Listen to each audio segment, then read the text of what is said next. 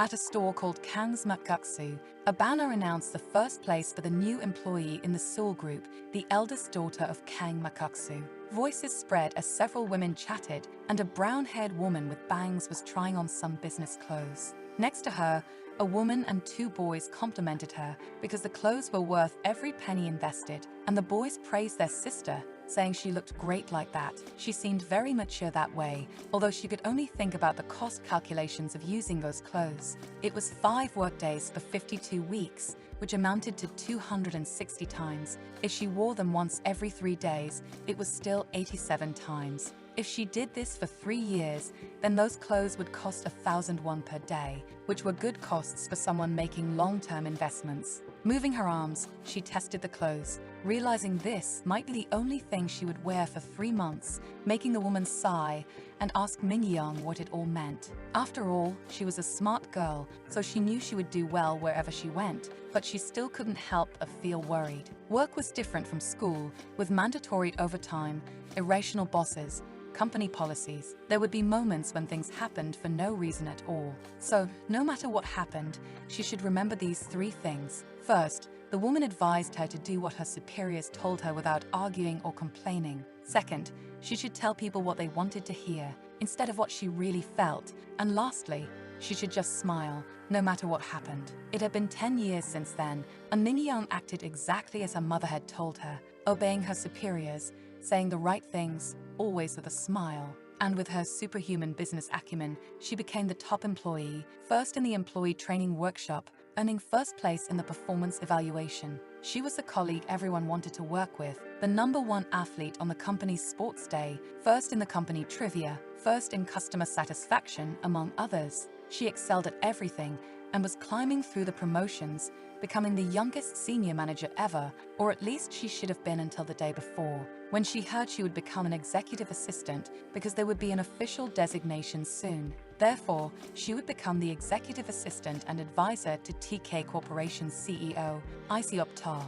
Although she was a senior manager now, suddenly they wanted to demote her to a secretary's job, even after 10 years of working so hard. Suddenly, she was going through this hardship, which made Ming-young question whether she had made any mistakes, so she asked to know exactly what had happened. Her boss denied it was the case, smiling because, quite the contrary, she was brilliant at everything. Despite that, he knew it was an unexpected move on his part. It was a pity for him too, as he didn't want to lose such a talent like her. Sighing, he told her she was the only one in the entire company who could handle the infamous CEO Lee Ta. Moreover, CEO Ta said she would see that Song Baek-jae would make her a suitable offer. Cypress pines formed a green barrier, and even the sunlight shining through them seemed harsh. A historical symbol of South Korean business, this was also the home of the TK Group's CEO, Siwon-ta. Thinking about going to Song Baek-jae meant that her fate would soon be decided by the TK Group's CEO,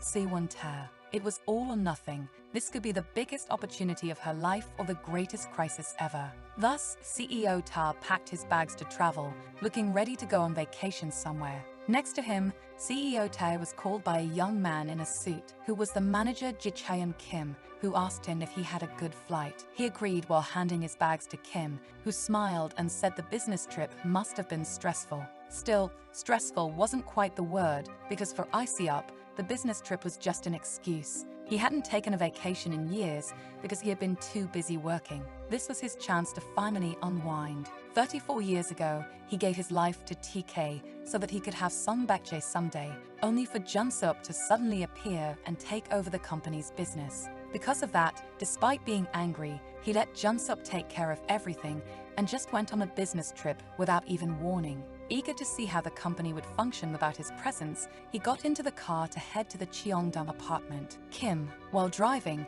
told him that they were instructed to take him directly to the strategy office once he landed from his flight. This caught Lee by surprise, sighing because he was exhausted, so they should go home instead, when he received a call.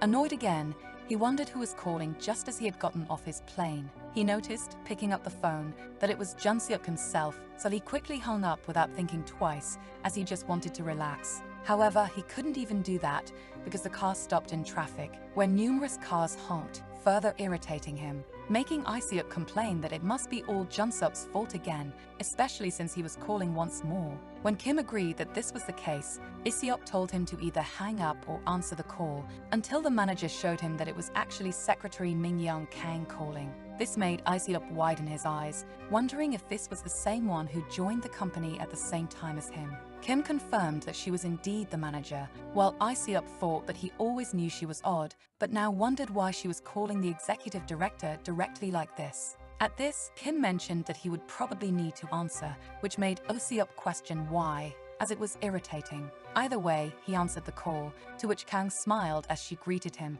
because from now on, she would be his personal secretary and executive assistant. This made Isiop question why such a talented manager as her would be his secretary, and if it was all Junsup's fault. Letting out a nervous laugh, she replied that he could get the details later with him, and she would even pass the phone to him directly. Isiop wondered if Junsup had lost his mind, saying that she wasn't his secretary, so she should stop with these jokes. It was a bit too much to drop on someone who had just returned from a business trip, and he was going to rest, so she should inform him of that. Then he simply hung up on Kang, who smiled as she told Junsup that Isiop had hung up. At that, Junsup smiled too and told her to proceed with the schedule anyway, while meanwhile, Isiop managed to find some time to lie down in his bed and rest, or so he thought, until his phone started vibrating again with another call. This made him sigh and sit up in bed to answer the call, asking what had happened now. In response, Kim asked if he could come in for a moment, mentioning that he was outside his house. That was because senior manager Kang wanted to come in as well and was there with him, which made him jump out of bed in total shock, asking how she had figured something like that out, until Kang herself grabbed Kim's phone to talk to him directly. At that, Isiop questioned if she really had to do everything they told her like that. She had her own job to take care of, and besides, she had made the whole trip there. Still smiling, she replied that from that day on, she would be working as his personal secretary and executive assistant. This made him widen his eyes in surprise, and Kang agreed because this was a direct order from Song Bakche. That's why she regretted that they didn't have much time to waste, so she would enter his house now, whether he liked it or not. This made Isiop shout, running out of bed, but ending up tripping and falling hard on the floor, dropping his phone. Right in front of the door, he rushed to get dressed before Kang could enter and see something she shouldn't. However, Kang opened the door anyway after a moment, greeting him good morning, only to see the scene of Isiop barely able to get up, flustered. After seeing him blush, she slowly backed away and closed the door as if nothing had happened, leaving Isiop shouting in frustration and embarrassment. A little while later, he came out to talk with the two outside, with Kang commenting that they still had 15 minutes left, asking if that was enough time for him, which Isiop denied, saying he wasn't ready at all because he hadn't even showered yet, was hungry, and had nothing to wear. Adjusting her glasses, Kang reassured him that everything was fine, pointing to Kim, who immediately showed two outfits ready, dry, and clean for him to wear. Moreover, they had prepared sandwiches for breakfast, though Isiop said he didn't eat sandwiches. Kang insisted, saying it was a ham and cheese sandwich without vegetables, just the way he liked it, and they also prepared eggs for his breakfast. That shut him up, as Kang then said she would present him with a detailed agenda in the car, though he complained that it wasn't the most important thing. Pointing at her, he questioned whether a secretary really had permission to enter his house like that. This was a personal space, so he would do whatever he wanted inside his house. He could even walk around naked like before if he wished. Leaning in, he asked if she could really handle this, which made her ask if he felt uncomfortable because she was a woman. This made Isiop go silent before bursting out in laughter, finding that stupid question hilarious. He wouldn't feel uncomfortable over something like that. At that, Kang smiled, concluding it was a relief that he felt comfortable around her, continuing to say they had 10 minutes left until departure. She also pointed out that there was little time for his shower, so she instructed Kim to bring the hot towel they had prepared in advance, knowing this would happen. She put on gloves while Kim helped with the cleaning products, ready to start helping him clean up, which startled Isiop. He questioned what all this was and why they were carrying these weird things, demanding they get them out of his sight right now. With that, the two stared at each other for a long moment before Isiop sighed, asking them to wait, saying he would finish washing in 5 minutes. He noticed her long, straight hair, her boring glasses, the two-piece suit, keeping the same appearance for 10 years somehow, which was incredible. She hadn't changed at all since the first time he saw her, and yet, Iseop had never liked how she irritated him. As usual, when they introduced the top employees of the 53rd class in the TK employee training group. In first place, Kang received that recognition, and various applause from others followed, with Iseop standing just behind her in second place. His whole life had been aimed at earning the title of TK Group's successor. Fortunately, he was able to meet everyone's expectations, with people always praising him. When he was still a child, they called him gifted, but all of it was thanks to his incredible effort to achieve that great recognition. That's why Iseop had never fallen below first place, but suddenly, he was in second place for the first time in his life. On that day, people greeted them with applause as the two best employees of the company in front of everyone. Despite that, Iseop wasn't happy at all being behind her, clenching his fists furiously to the point of shaking. In the present, after the shower, he began drying his hair with the hairdryer, ensuring he used the 5 minutes given, receiving praise from Kang for it. The two stared at each other again, with Iseop still somewhat surprised because, of all people, he never expected her to become his secretary. He put on his dress shirt, telling Kang that he never liked clingy secretaries sticking by his side all the time. After a moment of silence, she responded that she would try hard to adjust to his preferences, and he began to disagree. That, in fact, he was very good at false kindness, so he could put up with people he didn't like. Still, he intended to be straightforward with her, stating that he didn't like Manager Kang at all. This made her widen her eyes, hearing from Iseop that since the first day of employee training, from the moment they were placed in the same group, he never liked her. He leaned in close to her, suggesting that she should quit and resign. Then, after another moment of silence that made her tense, Kang asked for permission to respond, saying that they were actually 7 minutes late, so they should leave right away, shocking him because she had simply ignored everything he had just said. And both Kang and Kim pointed out that President Siwon was waiting for him. The perfectly calm scene made him sigh, finally agreeing to leave after finishing getting dressed. Walking down the halls, Kang still remembered Iseop telling her he didn't like her, wondering about that, because in truth, she never liked Iseop either, since the first day they saw each other, more than 10 years ago. Even though he was supposedly the heir to the TK group, from her perspective, he seemed more like a spoiled prince. During the car ride, as they continued to their destination, Kang looked at him through the reflection. Kang couldn't help but think that, in terms of appearance, Iseop was exactly her type of guy. A week ago, Kang had met with the CEO of the TK group, Siwon Tae, who said he had heard a lot about her from director Junseop. She must have been a very efficient worker, which is why he hoped she would take good care of his boy, Iseop Ta. Hearing this made her a bit nervous, stuttering that she still had much to learn, until Siwon interrupted, mentioning that he had heard her younger brothers were athletes, promising ice sports athletes.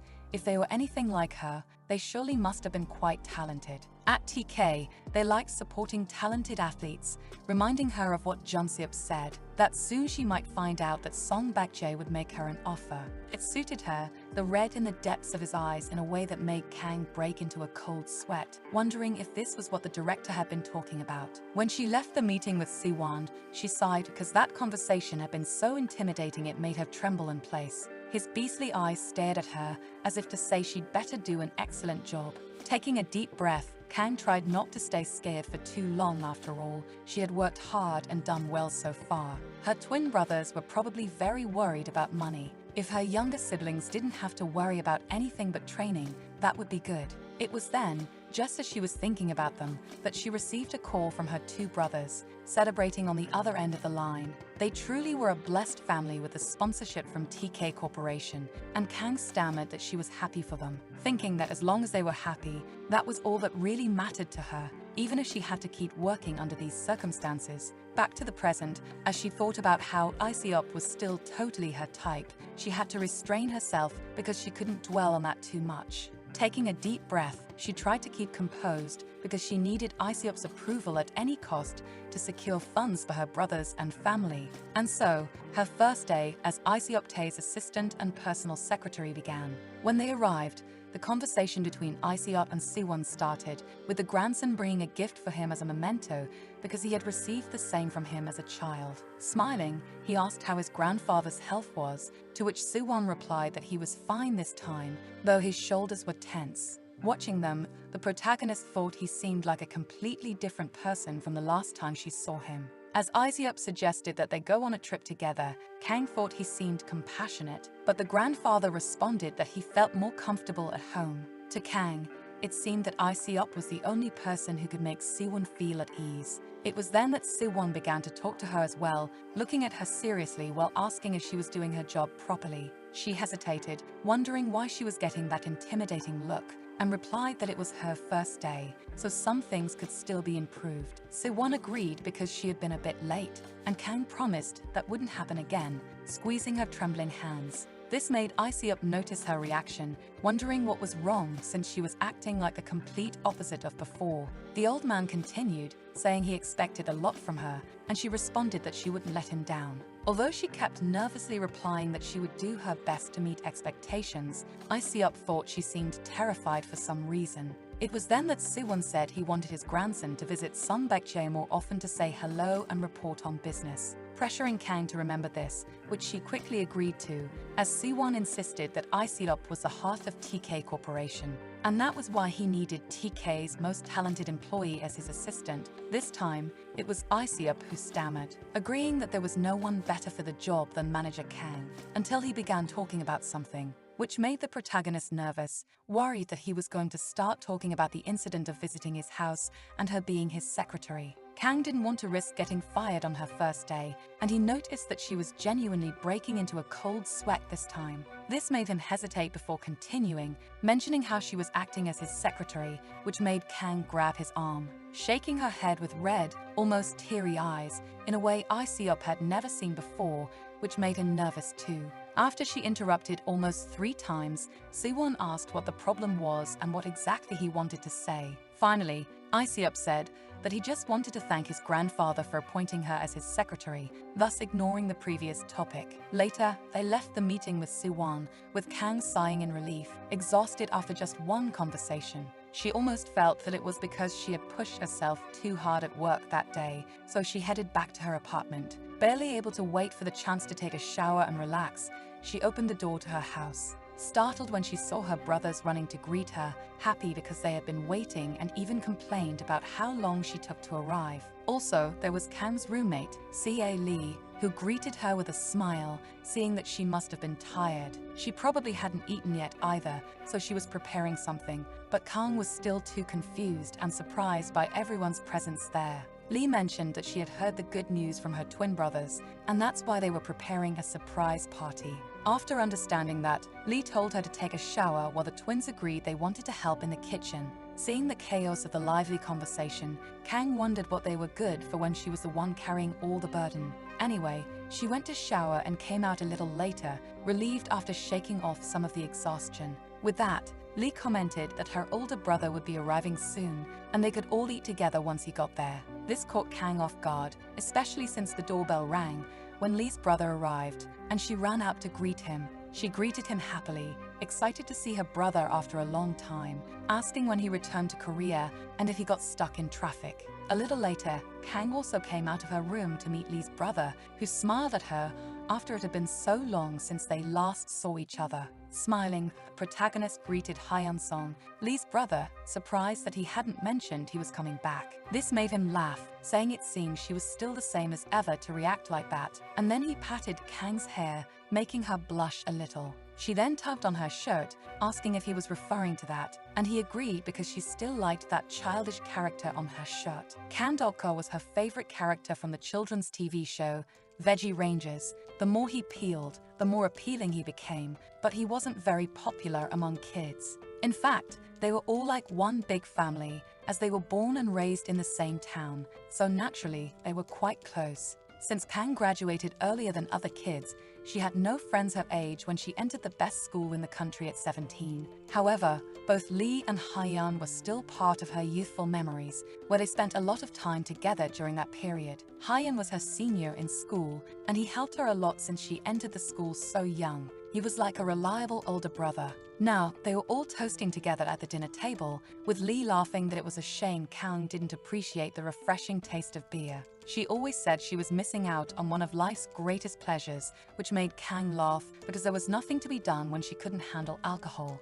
But it would be nice to drink on a day like that, making Lee celebrate because the twins had been sponsored by TK and Hyun had landed a new job. So, they were going to celebrate those achievements, prompting the twins to comment that Hyun was truly amazing for being hired by a law firm. It really was incredible of him, and they asked if he was back in Korea for good now. Hyun agreed and said he was planning to settle there, having been assigned to work with TK Corporation. So, he asked which department the protagonist worked in, and she laughed because she had just started working there. In fact, Lee excitedly mentioned that it was her first day as a secretary, which made her deflate immediately as she remembered it. Still, Lee kept asking her opinion about working with the infamous Tar, and she stammered to respond. This made her friend laugh, noticing her look of disgust, to the point where she continued with interview-like questions. That was because Isup was the only paternal grandson of Siwon Tae, the CEO of the country's leading company, the TK Group. Since childhood, he had been the likely successor to TK, and he was known for his doll-like appearance, capturing the nation's attention with his noble image. This attention led paparazzi and reporters to invade his privacy, which could be why he avoided the media and disappeared from the public eye as he grew up. As a result, various rumors about his beauty were spreading like legends even now. That's why Lee was so excited that Kang had been assigned to work alongside a third-generation heir, so handsome that people exchanged photo cards of him. But still, she had nothing to say about it. Besides, if she were his executive assistant, it could be a big stepping stone to success within the company. Slowly, the protagonist agreed and said she'd just be happy not to get fired, which immediately caught Lee's attention. Sweating a little, Kang confessed that Isup didn't like her much, making everyone scream in shock, asking why. She explained that they had started at the company at the same time, and it seemed like they weren't compatible for some reason, because he had said he didn't like her from the day he saw her during training, and she also saw him as an idiot. They didn't get along but still had to work together. It was an uncomfortable, symbiotic relationship. Sighing, Hyun commented that it must be stressful to work with Isup when they didn't get along, but had to spend all their time together. Still, the protagonist replied that it was worth it for the incentives she received in return, though seeing the tension in her shoulders. Hyun said that money was important, but she should always remember that her health came first. In his opinion, she always worked too hard, and Kang replied that she was working just enough not to worry him. He was too kind to her. If her boss were even half as good as he was, she wouldn't be in such a disastrous situation right now. As she said that, suddenly she received several messages telling her to prepare client meeting documents and bring them to his apartment by 7. This made the protagonist tense with irritation, annoyed, because he really was a pain to deal with. The next day, however, the protagonist returned to her perfect secretary performance to meet Isup in the morning. She greeted him with a smile, but he responded that she was 30 minutes late, which was obviously a provocation. Kang said she arrived on time, but the front door's password had changed, drawing an innocent look from him as if wondering why. The protagonist said she adjusted the schedule so it wouldn't affect the workday, frustrated internally because that idiot Isup had changed the password to make her late. In response, Isup simply ignored that, hearing from her that whenever he was ready, she could report the day's schedule, and he turned around, mentioning he was tired because he had just woken up. To this, she replied that she had anticipated something like that happening and had prepared his breakfast. Seeing this made Isup grimace, raising his hand to say that he only drank coffee made from Kenyan beans prepared in a specific, well-balanced way. Dismissing her effort and ordering her to get rid of that coffee, pointing to the other side of the apartment to throw it out. Despite being irritated, Kang asked about the meeting for the day, and he yawned, saying he needed to rest a little more. She reminded him that Director Tae was waiting for him, but Isup seemed uninterested in going to see Junsup, complaining about being up so early. At that, he told her to cancel the meeting, which made Kang start to tremble with rage, thinking she had only been a secretary for 2 days. For the first time in her 10-year career, she felt her patience being truly tested, but even so, she agreed with Isup's words. Later, the two went to Isup's office, where the protagonist reported that it would take some time to establish ownership of TK Electronics. But the reorganization of TK Corporation was on schedule. The next steps were logistics, construction, trade, and the resort, along with TK Fashion. Sighing, Isiop said that she had left the presentation for TK Fashion last, which was the biggest headache of all. TK Fashion was the foundation of the TK Group, but its consistently poor performance had become the group's greatest headache. Remembering this, Isiop questioned how he could be forced to deal with that business. The sales were slow, and there were talks of selling the division. It was far too difficult to find ways to fix it quickly, shouting that he had worked all these years just for Junsup to take all the divisions that actually made money, while he was stuck with the problematic leftovers. He didn't even want to work, frustrated because all he wanted was to leave everything behind. This was not good news for Kang. It was obvious that Isiop wasn't motivated to work at all. Watching this pitiful scene, she wondered how she was supposed to work with someone so unmotivated. What had happened to the determined Isiop she had met during training, who was always at the forefront of everything? And even though he always seemed like a big jerk to the protagonist, back then, he at least seemed somewhat worthy of the title of Heir. At least, that's how it seemed to her, watching from the outside, always so busy and working harder for his goals and future. Now the protagonist stayed quiet, watching Isiop, which made him ask if she had just thought he was doing something wrong. She stammered that it wasn't the case, remembering she should maintain her composure as a secretary during her work there. At that, Isiop commented that she must have thought that before she was a rising senior manager, but now she had to work with Isiop Tai, who was going nowhere. She stammered that it wasn't true, and she hadn't thought that at all, that it was an honor to help him with his work. Standing up, Isiop stared at Kang and approached her, who remained silent until she heard him say that her lips were dry. Leaning in, he remarked that she should at least find a way to moisten her lips before lying like that in front of him. After that, he turned back to the desk where he was sitting, telling her not to do it again, then stretching with a yawn. Meanwhile, Kang blushed, touching her own lips, her heart pounding after that sudden closeness and those words, wondering if she would really be okay there. 10 years in the past, the new employees of the 53rd class were warmly welcomed into the TK family. As everyone clapped during the event while the announcer narrated, Isiop watched the protagonist standing next to him. She was the girl who had surpassed him as the best new employee of the company, and after learning about that, his grandfather told him to keep an eye on her during the workshop, to assess if she had potential as someone trustworthy or if she was just too smart for her own good. That's what his grandfather said, but even during the times they spent in the workshop, Isiop didn't want to think about Kang for too long. While walking through the corridors of the workshop, people always talked about Isiop, wondering if he was some kind of model and how he was the heir who had it all. When he noticed people talking about him and smiled, Isiop always managed to make the girls smile happily because they had gotten his attention. He was used to receiving that kind of attention from women. They couldn't even look directly at his face before becoming embarrassed and walking away. But it was a type of attention that wasn't welcome to him. In fact, Isiop always thought it was all a huge annoyance. That's why, when he could walk in quiet places, it felt like he could finally breathe away from the commotion of the other students. It was too exhausting to maintain a perfect image all the time, until one day he saw Kang walking by while reading. He stayed silent when she noticed his presence, and then she smiled at him, catching him off guard because Kang didn't look away. In fact, she made direct eye contact without hesitation, but she didn't stop or rush. She just walked past him naturally. However, for some reason, Isiop felt offended by that reaction, and he still remembered those times. When he woke up from a small nap in his office, he wondered what kind of dream that was. Then he heard voices outside saying they were coming in, knocking on the door to announce it, and despite Isiop asking her to wait, Kang burst into the office cheerfully, bringing documents that needed his approval, irritating him because she always came in before getting permission. Even so, he paused, staring at Kang, remembering the person he knew from the past in the workshop, and went silent. While Kang said she thought he might be sleeping, so she couldn't wait outside any longer. She tossed several papers and documents onto his desk, which were reports on the current resort project, and he started to say it wasn't necessary. Until Isiop stopped, realizing that Kang had organized all the data perfectly. It was incredibly easy to read. Noticing he was impressed, he threw the papers on the desk and told her to stop overdoing it. She could work as hard as she wanted, but it didn't mean anything, and no one cared. It wasn't like the company couldn't function without him, but Kang disagreed, saying that Executive Director Isiop was an essential part of TK Corporation. Every employee at TK knew about the things he had done for the company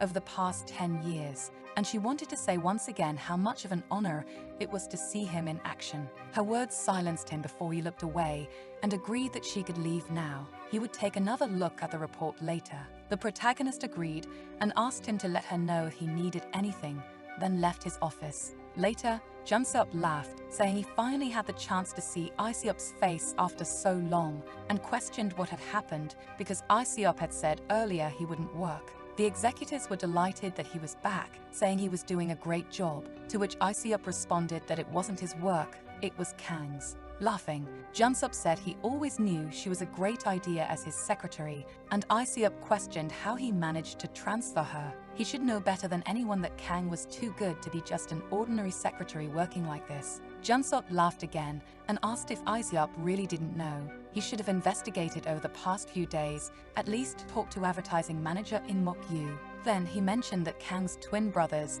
university ice skating athletes Muwon and Minjin, were being sponsored. This made Ise-up suspicious, as based on their grades, they didn't seem qualified for it, and Jung-seop replied that the sponsorship was based on their potential. That made Ise-up go quiet before asking if they were doing this just to keep her as his secretary, and Jung-seop retorted that no one ever told him to leave work and travel abroad like that. They needed someone of her caliber to compensate for Ise-up's absence. From what he had discovered, Kang's parents ran a modest makatsu restaurant, and her twins were athletes, which must have been financially tough for them. If the offer came from Sung Bak-jae, it probably meant Kang wasn't in a position to refuse the proposal to work as a secretary. That almost irritated Ise-up, but Jung-seop asserted that Kang was doing an excellent job as his assistant at the moment, so he didn't see the problem with keeping her around now. After all, Ise-up knew her background, so it shouldn't bother him. This made Ise-up pause to reflect on whether he was really that conflicted about Kang, and slowly he denied it, saying that wasn't the case. Still, he touched his arm, remembering how she had grabbed his arm in the same way earlier. He just didn't expect to feel that desperation in her touch and see her pleading eyes, searching for a way to maintain that situation. She made him a little uncomfortable. That must have been it, or at least that's what Ise-up wanted to believe when he thought about Kang. On another day, Ise-up was calmly sitting in his office one afternoon as the sunlight shone through the windows. It was a time to quietly enjoy a cup of coffee without any commitments or major concerns on a comfortable sofa, until he started hearing hurried, firm footsteps coming down the hall, and he quickly widened his eyes as he sensed the anxiety in those steps. Turning around, sweating nervously, as Kang suddenly opened the door and called for Ise-up, asking if he had enjoyed his meal, making him yell in fright. With his hand on his heart, which was beating wildly, he stared at the protagonist, who said she would now start with the afternoon schedule summary, catching him completely off guard when she began rambling non-stop. It didn't take long for Ise-up to start complaining to Kim about how every day felt like he was in a suspense movie. Just the sound of her heels clacking from afar was enough to make his heart race, as if she were a haunting presence. For him to give his approval on things, her heels were terrifying to that point, and Ise-up always found himself trembling as he heard her approach. It was scary how Kang never left him alone, not even for a second, and even though he was her boss, he was still afraid of his secretary. Hearing these complaints, Kim smiled and replied that that was just Manager Kang's way, always full of passion and determination. Sighing, Ise-up could only imagine that Kim's car was the only place where he could truly relax. Until the car started receiving a call from Manager Kang, and Kim cheerfully announced who was calling, startling Ise-up. Even though Ise-up told him not to answer, Kim did so anyway, making Ise-up whisper to Kim not to mention he was there, although the protagonist could hear him perfectly well. She knew he had no plans outside the office that day, and he stammered that it couldn't be because he had something to do. But it was impossible for there to be something Kang didn't know about him, and she stated that he had a pile of work to do now and couldn't get distracted. So, she asked if she could call him back later, and Ise-up stammered that no, he was busy, which made her smile and reply that she would be waiting for him at the office. Despite saying that, Kang always complained to Lee about how rude Ise-up was, only returning much later than the scheduled time to leave. Sighing, she wondered if he was a child, with Lee comforting her because she had to endure so many things in her job. At her apartment, they received a visit from Hyun, who came straight from work to see them because he missed them. Lee joked that Hyun must have been eager for the protagonist's mother's cooking, which he agreed to with a laugh. This made Kang pack several things her mother had sent for him to eat, although he only wanted a little to satisfy his craving. She said it was fine because her mother had made a large portion, even for herself, so Hyun could enjoy his share this time. They talked about how it seemed like everyone was quite busy, even Hyun, but maybe not as much as Kang herself. Hyun commented that he had heard Lee was planning to go on a blind date the next day, which shocked her, making her ask how he knew about that. He mentioned that he knew she was meeting the director of Hospital J because they attended the same elementary school, catching Lee by surprise once again. As Hyun continued explaining, he said he found out when the director messaged him about it 3 days ago. He said he had tried to talk to Lee, but she just responded coldly, so the director asked Hyun if he had done something wrong. Still nervous, Lee asked if she had done something wrong and if he had said anything else, and Hyun mentioned that the director had only asked what she liked, to which Hyun replied that she enjoyed the French restaurant at Hotel M and that she was very stylish and cute, which made the protagonist think for a moment, feeling a bit tense aside them. Then Lee started pushing her brother out of the house, laughing nervously as she shoved him out, saying they were going to sleep now. Though he didn't understand anything, Hyun agreed and asked the protagonist to tell her mother he was grateful as Lee closed the door in his face. Sweating nervously, the protagonist asked what they had just done, and Lee nervously said everything would be fine, even though they both knew it wasn't fine at all, because 3 days ago, Lee had asked Kang to go on a blind date at an expensive restaurant. It was the French restaurant at Hotel M, which Kang knew was her friend's favorite, but she stammered that it was a great atmosphere. In response, the protagonist wasn't very excited, asking who cared about the atmosphere when going on a blind date. Still, Lee begged her friend for help, asking her to go in her place. It was the last concert Lee wanted to attend before her boys enlisted in the army. If she missed that concert, she would never have the chance to see them again, and she knew how hard it was to get those tickets. Lee said her mother wouldn't arrange any more blind dates like that as she went on this one now. So she begged Kang to go in her place in exchange for cooking and cleaning for a month, but the protagonist didn't even want any of that. After begging for so long, Kang finally gave in to the request because it would only be a 1-hour date. Thus, Lee, a fashion editor with 8 years of experience, would be replaced by Kang, who knew nothing about fashion and wore cheap, reused clothes. It was impossible for Kang to pretend to be Lee, but her friend assured her there was nothing to worry about because she was a fashion expert and would fix this visual problem in just a few minutes. So, she promised to transform Kang into the perfect Lee with her skills, or rather, she would turn her into a completely new Kang. Time passed until the dinner with the director of Hospital J finally arrived, and Lee was excited because she would get to see her favorite idols at the concert. She looked at the protagonist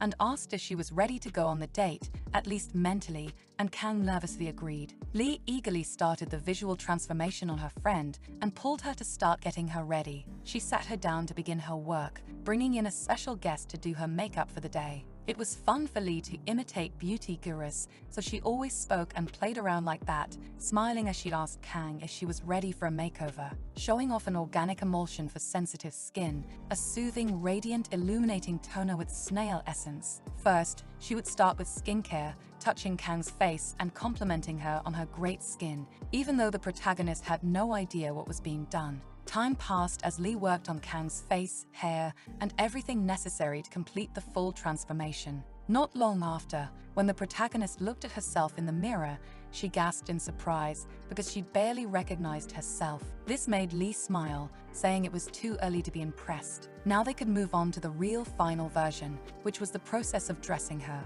Meanwhile, at Hotel M, Kim mentioned it had been some time since he had driven him to a certain personal engagement, to meet up with his elementary school friends, which should be fun because it had been a while since Iseop had seen his friends. So, after dropping him off, Kim wished him a good event, and Iseop thanked him for driving him that weekend. He continued walking after receiving a message to head to the lounge bar, and so he walked, looking for the place, until he finally found it, while Kang was lost because she would never know where such a place was since she had never been to a place like that, making her late. The two followed different paths, and it didn't take long for Kang to meet the son of hospital director Jae, Jong, who smiled because he had heard she was cute, so he thought she would be small, but in reality, she was tall and beautiful. The compliments made the protagonist smile, thanking him while agreeing that she was enjoying the restaurant's food, though a bit nervously. She was so nervous, in fact, that she wasn't even sure if the food was going into her mouth or her nose.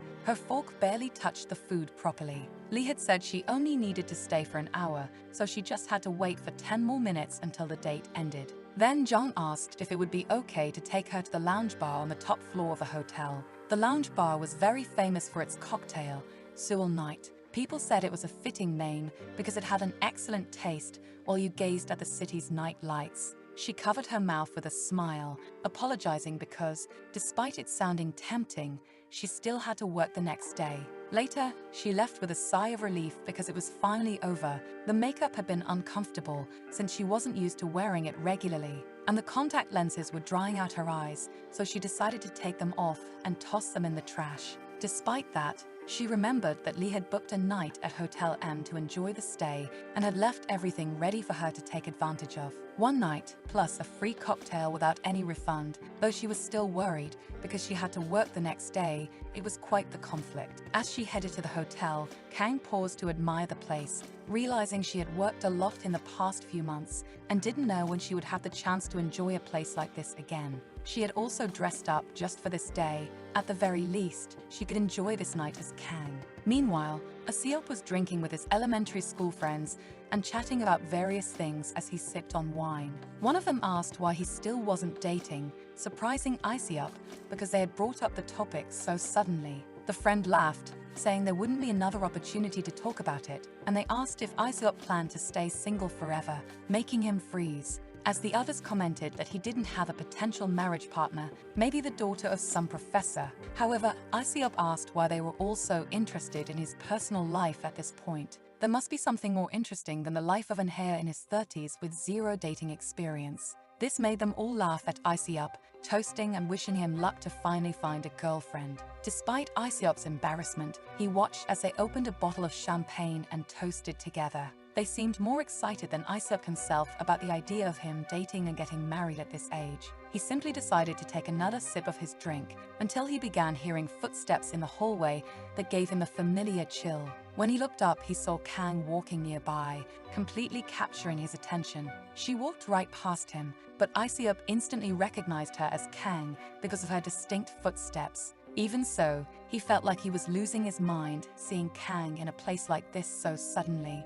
He grabbed his phone, thinking he should send her a message, and then he wrote a few texts. This made Kang pick up her phone and read them, surprising Aseop again because it was really her in front of him. A few days ago, he remembered complaining to Kim about Kang's terrible phone charm, featuring a ridiculous character that looked like an onion. She had to be the only one with such a bad phone charm, and Kang responded to the messages, saying she would be at his apartment the next day. As soon as Kang touched her phone, Aseop received an immediate reply, still making him sweat in shock. He could hardly believe that Kang was this stunning woman on the other side of the room, and his friends quickly noticed that he was staring at someone. Pointing to the woman across the way who looked like a model, they teased Aseop, saying he seemed interested in her, laughing that it must be love at first sight. Aseop told them to shut up, saying the woman just looked like someone he knew. Meanwhile, Kang sat down to look at the menu, remembering Jung mentioning that the bar was famous for its cocktail.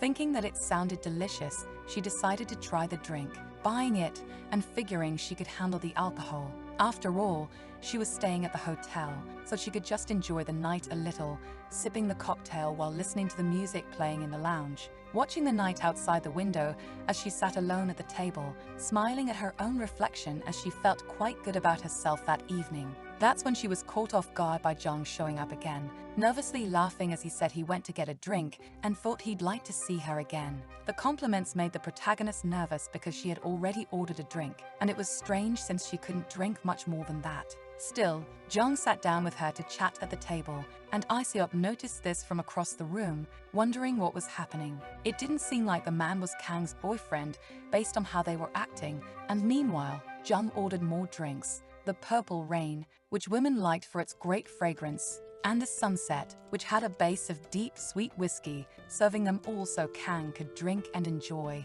filling the table with alcohol. Jung mentioned that he really wanted to buy those drinks for her, revealing that he had read all the columns she had published. She always wrote that she loved cocktails, usually ordering at least 3 at bars, which made the protagonist break into a cold sweat because she had completely forgotten that Lee loved to drink. It would be better to just drink them quickly and leave, but to her dismay, Jung kept talking while she drank. Excited because he had studied all night just to go out with Lee, not knowing that Kang was actually having trouble drinking the strong cocktails. That's when Jung got a call from Hyeon, stepping out to say that he was with Lee now, laughing because Hyeon seemed worried about his sister. Not only that, but he was also at the hotel and on his way there, even though Jung was about to take her home. The conversation made Kang anxious, realizing she needed to find a way to leave before Hyeon arrived and discovered the truth. Jung returned to the table and apologized, saying it was rude of him to take the call and leave her aside. Noticing she still had a drink,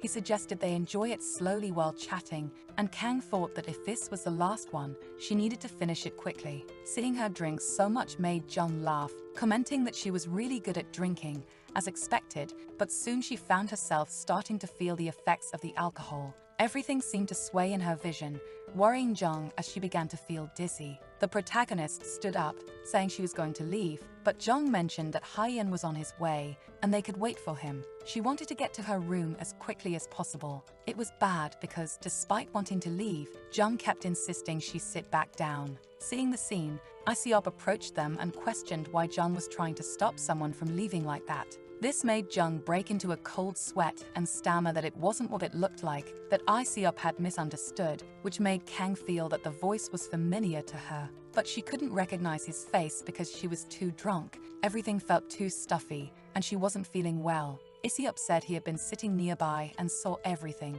noticing how Jung had joined her even though she clearly didn't want to be there, and he was forcing her to drink, so Iseop asked what Jung's real intentions were. Jung defended himself, saying nothing had happened, and even wanted to show his card. But Iseop was caught off guard when Kang stumbled and leaned against his chest, making her look up at his face more closely. As he woke up the next morning in bed, at least remembering that he had met Kang the night before, he went to the bathroom to wash his face and wake up, wondering what had happened, the closeness catching him off guard and making him blush, causing him to look away. Then he took off his jacket and covered her with it, making sure to hide her skin, even though Kang was still confused and searching for her briefing document. It seemed to Iseop that she wasn't in her right mind, and Kang apologized while suddenly looking for the document. This made Iseop wonder how much Jung had made her drink that night, and Jung stammered that he hadn't done anything, explaining they were on a date with a view to a future marriage. Showing his business card and promising that he wasn't a suspicious or strange guy, surprising Iseop because she was really on a date. Jung accused Iseop of being rude for intruding like that, to which Iseop asked who he was to say that. Iseop replied that he was a colleague of Kang's, crumpling Jung's business card while staring him down. Kang stammered, wanting to explain, accidentally dropping the jacket, and Iseop bent down to pick it up, sighing for her to compose herself a little. Then he was once again caught off guard when Kang also bent down to pick up the jacket, exposing more of her body than she should have. This made him blush even more as he wrapped her body in the jacket, yelling at her to cover up properly. He wondered why she had drunk so much to the point of being so careless, not even aware of what she was doing. At that moment, Jung asked who exactly Kang was and what colleague Iseop was talking about. Then suddenly, Hyeon appeared, answering that she was Lee's best friend and his roommate. Jung was caught off guard by everything that had happened, and the conversation between the two made him bid farewell and leave everything in Hyeon's hands.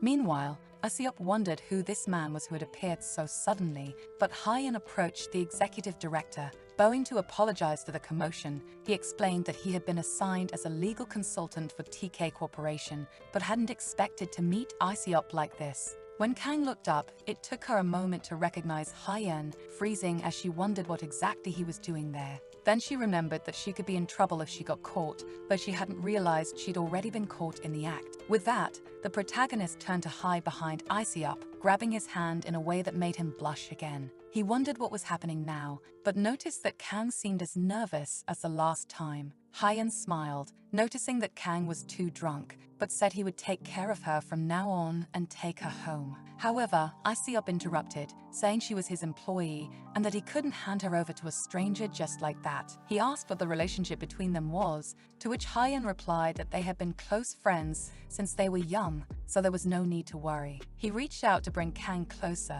promising he wouldn't say anything to Lee about what happened and that everything would be fine. He reminded Kang that she knew she shouldn't drink so much, making her laugh as she said it had been about 3 cocktails followed by champagne. It was an expression that left Iseop speechless. He had never seen her make that kind of face or smile before. Once again, Hyun apologized to Iseop for all the trouble, saying he could introduce himself formally next time. With that, he took the jacket off the protagonist to hand it back to Iseop, but Iseop interrupted. He covered her again, this time properly, buttoning the jacket to ensure Kang was fully covered while she just watched. Iseop said they should bring her back tomorrow, but Kang said nothing as Hyun placed his hand on her shoulder, thanking him for taking care of the protagonist. He pulled her close so they could leave, which irritated Iseop in a way he didn't expect. But Kang refused, saying she wasn't going home because she wanted to stay and have fun that night, laughing a little. Hyun agreed, saying he would take her to her room, surprising Iseop because he hadn't expected him to take her to the hotel. Iseop grabbed Hyun's arm, questioning why he was taking a drunk girl to a hotel room. It was far too strange. After a moment of hesitation, Hyun asked if Iseop thought it would be better for him to take her himself. After all, it wasn't like they were dating for him to defend her like this. The next morning, when Iseop woke up, he wondered if his encounter with Kang at the bar had been a dream or reality. He got up to wash his face in the bathroom, still wondering what had happened after she and Hyun had left. Supposedly, Hyun, a close friend, had walked her to her hotel room, and Iseop could still remember Hyun smiling as he said Iseop was being hypocritical. As he dressed, Iseop tried to convince himself that none of this was his business, ready to head to work. When they met in the car with Kim, Kang smiled as she greeted him, and he hesitated before acknowledging her. Seeing her like this made Iseop think that it must have been a good night for Kang. She didn't even have a hangover. Moreover, she didn't seem to have any trouble looking at him, but Iseop didn't want to look at Kang's face or hear her voice. It was annoying, but he didn't even know why he was always irritated by the protagonist's presence. When they arrived at the office, time passed until lunchtime, when Kang appeared to report that the food was ready. After a moment of silence, he responded that he wasn't hungry and turned his face away, also asking her to cancel all afternoon meetings because he wasn't feeling well. Kang agreed, leaving the office while thinking that she needed to return the jacket to Iseop somehow. She cringed, feeling like she was losing her mind after everything she did the night before, blushing as she wondered if she should pretend she didn't remember, or if she should face it and apologize, but it seemed like her boss didn't want to see her that day. It was both worrying and understandable, making her even more embarrassed than before. It was a distance that left both of them tense. Later, Iseop got into Kim's car, asking just to drive around for a bit, and as he rested his head against the window, he sighed. Kim said he would take him toward the river, suggesting that it might be good to get some fresh air through the window while they drove. This caught Iseop's attention, making him ask if he looked unwell, to which Kim responded that he always called when something was on his mind. That's why Kim thought about where he could take him to help him relax, making Iseop pause and think about how quickly the manager understood things. Then Kim mentioned that it was Kang who had told him there was nothing better than running along the Han River when something was weighing on your mind. This surprised Iseop, learning that Kang ran, and Kim confirmed it, revealing that Kang enjoyed exercising for fun, running 10 kilometers every time she went out. In addition, she found time to work out even with her busy schedule, which made Iseop feel impressed. It took him a moment to realize he was blushing, and he shouted at Kim to drive more quietly because he was talking too much, making Kim apologize. Later that evening, Iseop ended up joining a family dinner at home, catching his younger sister, Sujin-tae, by surprise. This made Iseop comment that, based on how she spoke, it seemed like he was the only one who was always disappearing, and he questioned what Junsup was doing in Songbakche. Junsup replied that he and Wookyeong were engaged, so he wanted to see President Tae to discuss a few things. Sujin explained in surprise and praised Junsup for being engaged, telling Iseop that it was wonderful news. They had even appeared on magazine covers, which she thought was very romantic, but to Iseop, it all seemed like cliché romantic nonsense. Sighing, his sister felt sorry for him because Isiop had worked his whole life and had never dated, which pained her. That made him tense up, and he glared at her, asking if she was trying to irritate him, and she laughed, saying she was just worried about him. He got up to get some fresh air, but before leaving, he said he wanted to talk to Junseop outside. The two went out to the garden, and Junseop opened a beer, commenting that it was a warm night. Isiop was startled to see him not only start drinking, but almost down the beer in one gulp, to the point where it spilled down his neck. This made Isiop think Junseop was a fool. It was obvious his throat must have burned after that. Then Junseop mentioned that Sujin had told him women found it sexy to drink like that, but Isiop couldn't believe it. In any case, he got straight to the point, saying he had something to discuss with Junseop about manager Kang. He wanted him to take her back on his team. Immediately, Junseop smiled and refused his request, surprising Isiop because he didn't even ask why. Junseop replied that they had hired excellent staff and Kang was someone who did an incredible job, so there was no reason to bring her back to his team. Isiop looked away and said that Junseop should know Kang was too good to be just a secretary, which made Junseop smile because she was perfect for the job. But Junseop wanted to know if there was some other issue with Kang that Isiop wasn't telling him, which made Isiop go silent. The next morning, Sujin burst into her brother's room, shouting and calling him over to show him the news, photos of him with Kang, suggesting they were having an affair. She smiled and asked what that was all about, but Isiop didn't even know what was happening as Sujin told him he had been caught with an unknown woman. Known for staying out of the public eye, Isiop had suddenly been seen in a hotel bar with a woman who wasn't a celebrity. Pressing her brother even more with a big grin, she asked who this woman was, forcing him to sit down. But before he could say anything, Sujin decided to guess that it was manager Kang, making Isiop blush and ask how she knew. Sujin burst out laughing, saying she didn't know. She had just taken a guess and hit the mark, but she was surprised because she never thought she'd see her brother with a woman in his arms. He didn't even like people touching him, so it was unbelievable that something like this had happened, leading her to guess that it might be the start of an office romance. Isiop denied it, saying it wasn't true, though Sujin insisted otherwise, reminding him that he needed some romance in his life too. That's why she pressed him to know if he was interested in anyone. He had to find someone to date, flirt with, and everything else. When her brother kept denying it, Sujin theorized that he might seriously be considering an arranged marriage with her. An arranged marriage that, as their parents said, would bring harmony between the TK and Choi families and establish him as the rightful heir. Sujin asked if that was why he had never slept with anyone before, making Isiop shout again that it wasn't anything like that. Shrinking back, he said he had no interest in an arranged marriage, but that didn't mean he wanted to date just anyone. Blushing, Isiop stammered that he would date someone he fell in love with at first sight, making his sister laugh even harder at the scene. Still teasing Isiop, Sujin called him the most sensitive man in the world, with a pure heart and everything, despite him trying to hide it. The two argued for a long time until Sujin winked, wishing luck for Isiop's romance and thanking him for her allowance as always. After she left, Isiop was left alone, still blushing with embarrassment from all his sister's teasing. The next day, Kang apologized to Isiop for the inconvenience she had caused in his personal life the other night. Her formality made Isiop a little nervous, and he responded awkwardly that there wasn't anything to apologize for. It was his mistake for getting involved in her personal matters. However, the protagonist disagreed, saying that as his secretary, she failed to prevent something ridiculous, false, and cowardly from happening, so it was entirely her fault. She was serious about doing everything in her power to ensure nothing would tarnish his status as an executive director after that article went live. That's why she bowed several times, clearly embarrassed, even though Isiop assured her that everything was fine. He changed the subject to the meeting scheduled with a construction company,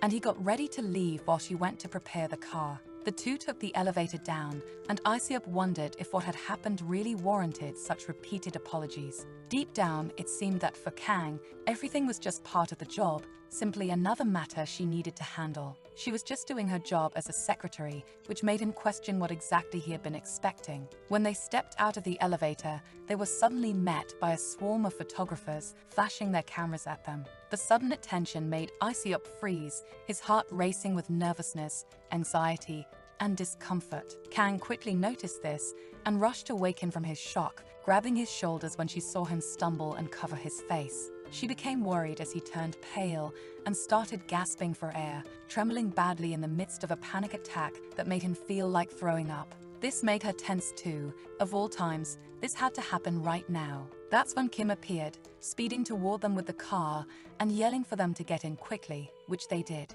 The car sped away from the building, with Kang still trying to calm Icy up, asking if he was okay. He could barely breathe, so she urged him to at least try, though her voice seemed to grow more distant. It didn't take long for Icy up to pass out in her arms, still sweating heavily after the panic attack.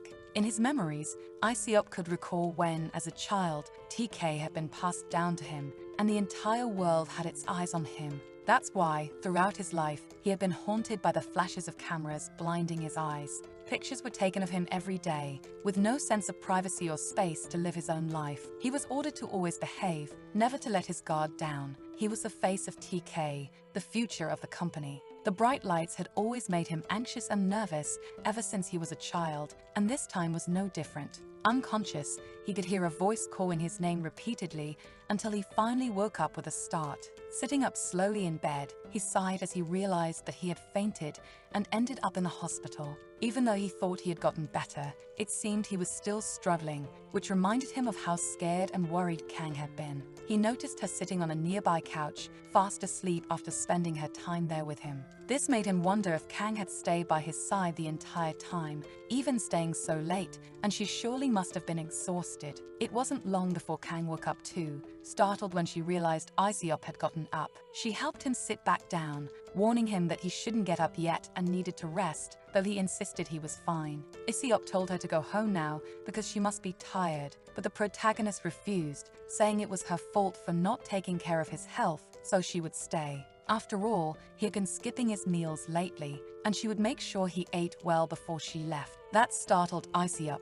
She was acting like he was a child, but she didn't mind and went off to get him something to eat. Kang knew the meal probably wasn't to his taste, but he had to eat everything, which made him grimace. She told him that she had ensured everything that happened that day remained confidential, so there was nothing to worry about. Slowly, he thanked her, and then he heard her stomach growling, which made Icy-up chuckle a little while she blushed with embarrassment. He asked her to go out and get dinner now because he wouldn't eat until she returned with something for herself to eat. When the two sat down to eat, Icy-up commented that he had thought she was a robot, but now he could see her messy hair and the fact that she was eating too. It seemed she had a human side as well, which made her reply that she would fix it, though Icy-up quickly explained that it wasn't a criticism, just an observation. Slowly, he started to share that the first time he fainted was when he was 20 years old. His father had always been very demanding, and ever since he was young, he was told he had to be perfect and composed all the time. Reporters followed him,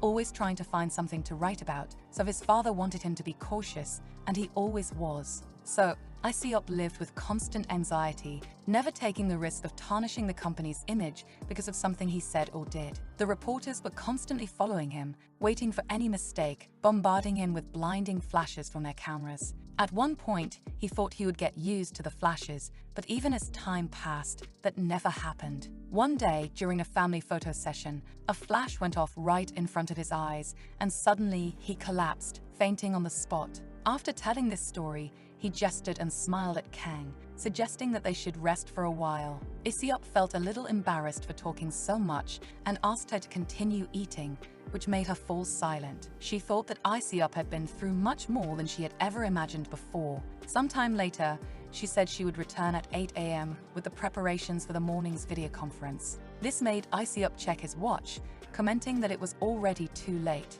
and it seemed too early to do this the next day. Kang replied that the schedule had been pushed back the day before, so it would be difficult to reschedule. The documents were all ready, so there was nothing to worry about. But before she could leave, he mentioned that there were only a few hours until the meeting, so she might as well sleep there. However, even he didn't know what he was thinking when he suggested that, leaving the protagonist confused, and he quickly gestured for her to go. He was still blushing when he watched her leave, holding his head, and wondering if he had hit it when he fainted or something. The next day, he woke up still feeling tired, even though he had slept well, barely finishing a yawn when he heard Kang knocking on the door. She appeared smiling and guided him to the day's meeting as planned. Aesop watched her, thinking it was impressive because, even though Kang was surely tired, she didn't show it. She seemed the same as always, while Aesop didn't feel that way at all. He ended up saying a lot of unnecessary things the day before, even though it wasn't like him to be so emotional. When Kang finished, she informed him that the morning meetings had been rescheduled,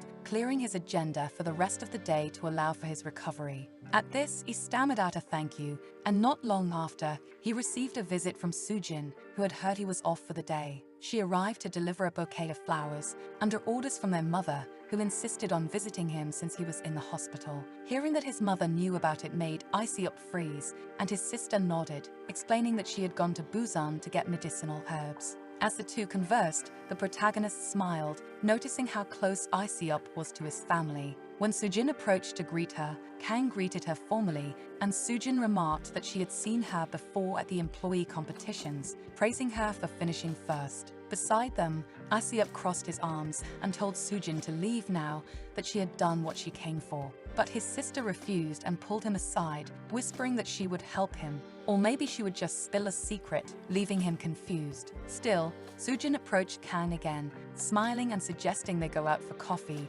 leaving Aesop alone in the room. The two walked down the streets with coffee in hand, and Sujin commented that Kang must have been shocked the previous day. The protagonist agreed, saying she never expected to see him faint like that, but it was a relief to see him better today. Still, Sujin added that seeing Aesop faint wasn't uncommon. She had never actually seen her brother relax. Since they were young, their parents had always expected Aesop to become the perfect successor and role model. Their father was an ambitious man, but lacked the skills to achieve his goals, which led him to fall out of favor with their grandfather, Suwon. To regain his position at TK, he began using his eldest son, Aesop, who always worked hard to meet expectations and earn recognition. When Aesop turned 20, that's when Jun Kang appeared, now also known as Junseop Ta. Sujin commented that Kang probably knew Junseop's story, and Kang remembered that it made a lot of headlines at the time. Siwon Tae's youngest daughter, Seohui Ta,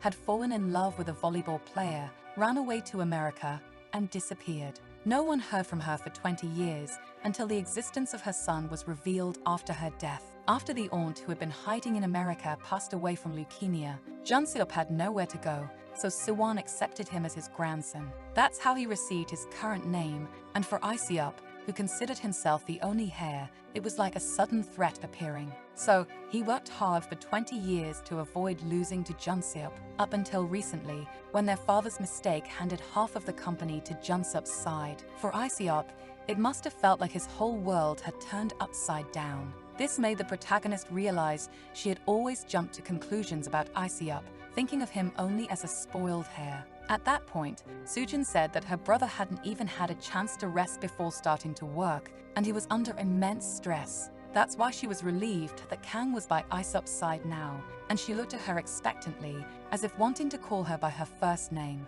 The protagonist agreed, thinking that it was such a sad story that it even reminded her of her own twin brothers. That's when Sujin hugged Kang, whining that her brother was an idiot who didn't know how to relax and was still working while in the hospital. Still crying, she asked what they could do to get Aesop to loosen up and relax a bit, which made the protagonist hesitate, as she had a weakness for women's tears. Determined to find a way to fix the situation, Kang resolved to help, which made Sujin celebrate, knowing she had achieved her goal. As they left the hospital, with everyone in the car, Kim confidently stated that he was an expert in travel and that they could leave everything in his hands. Aesop didn't understand why they were suddenly traveling to Gangwon, despite Sujin's pleased smile. At this, the protagonist said that proper rest was excellent for recovery, as well as improving productivity and creativity, which would benefit his work. That's why she wanted to help him rest, which made Aesop hesitate before agreeing, looking away as he muttered that he only needed a few days of sleep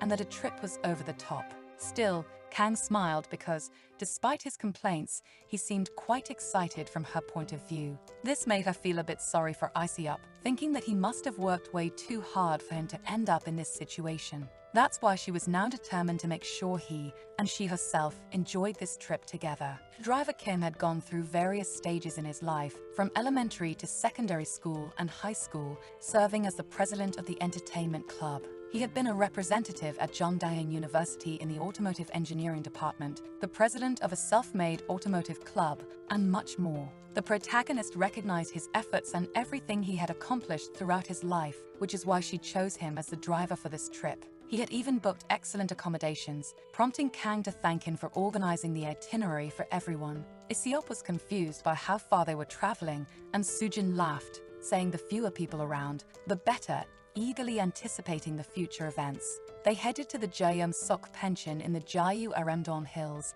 at the Healing Pension of Freedom, a nearly 5-star location. People always said it was one of the best accommodations in the area, offering a beautiful view of nature. Another reviewer mentioned it was a perfect family trip, ideal for relaxation, and they thanked the place for providing everything in advance. They had reserved the highest-rated room, and even Kim was impressed because the accommodations looked exactly like the photos. He presented the girls' room and the identical one for the men, pointing out how spacious it was, with the beautiful natural scenery as a bonus. A bit taken aback, Iceup asked if the 4 of them were really going to sleep there, and Kim agreed, saying the room was indeed large enough for 4 people. They then started unpacking from the trip. During the process, Iceup thought it was a bit strange to share a room, as he couldn't handle the idea of sleeping with someone close by, thinking he wouldn't be able to rest properly like that. Meanwhile, in the girls' room, Sujin was surprised that Kang had brought so few things for the trip, and she explained that she had made sure to pack just enough to be comfortable. In fact, even Sujin noticed that Kang probably didn't take vacations often, which is why it was necessary to make this trip feel like one. A little later, Kim asked if the girls were ready, and they agreed, prepared to head out and explore the area. They came down the stairs from the girls' room, and Iceup noticed that Kang had changed into a different outfit for the outing, making him blush as he asked his sister why they were dressed like that, to which she cheerfully replied it was because they were on vacation. Whispering that Kang had an amazing figure, this made Iceup even more nervous as Kim led Kang toward the entrance where the car was parked. Sujin suggested that they could split into groups since they had limited time. She could go shopping with driver Kim, leaving Kang and Iceup to explore together to see if they could find anything fun nearby. With that, they waved and laughed before heading off, leaving the 2 of them alone near the hotel building. Kang said she would return after exploring the area, and Iceup added that they could go together to do that. The 2 walked through a forest, and Kang asked if he had mentioned before that he liked this path, to which Iceup replied that he didn't know because he hadn't been to places like this often. The protagonist said that when she was younger, there used to be a mountain like this near her home, and it became her and her friend's favorite park. They would go to the mountains together, look at the flowers, catch insects, and play under the summer sun. The smell of that forest brought back those memories, and Iceup agreed that it seemed like a nice memory. That's when the protagonist pointed to a tree full of ripe forest raspberries, known for the shape of their fruit. Kang approached to eat them, which worried Iceup, who asked if it was really safe to eat something like that so suddenly. She reassured him it was fine, saying they were sweet and delicious, smiling as she offered him one to try as well. So he opened his mouth and accepted the fruit she gave him, chewing slowly until he complained, because the raspberry was actually bitter and sour, and Kang realized that some of the berries weren't ripe yet. The 2 continued walking for some time, admiring the scenery together, enjoying the river, the beauty of the flowers, and all the nature around them. When Kang offered him a flower, she thought that she had never seen Iceup looking so calm and relaxed before. This made her happy because he really seemed to be enjoying his time there. It was a relief for both of them. A little later, they sat down on the grass, and Kang started mentioning something the executive director had said before, the idea of relaxing his shoulders and living a little, and she thought this might be a good moment for them to rest. That's why Kang was happy when he agreed to this trip, which made Iceup blush and look away, admitting that he had never been to a place like this before, but now he was enjoying it, until they noticed it had started raining. They got up and tried to cover themselves to escape the rain. Iceup suggested they head back, so the 2 began running from the rain, but the ground was slippery. He warned Kang to be careful as they walked, watching as she climbed over a rock. He grabbed her hand just in time when she slipped, surprising her with his quick reflexes. At the same time, Isiop asked her to hold his hand, and Kang thanked him, agreeing with his suggestion. Isiop felt like he was going crazy.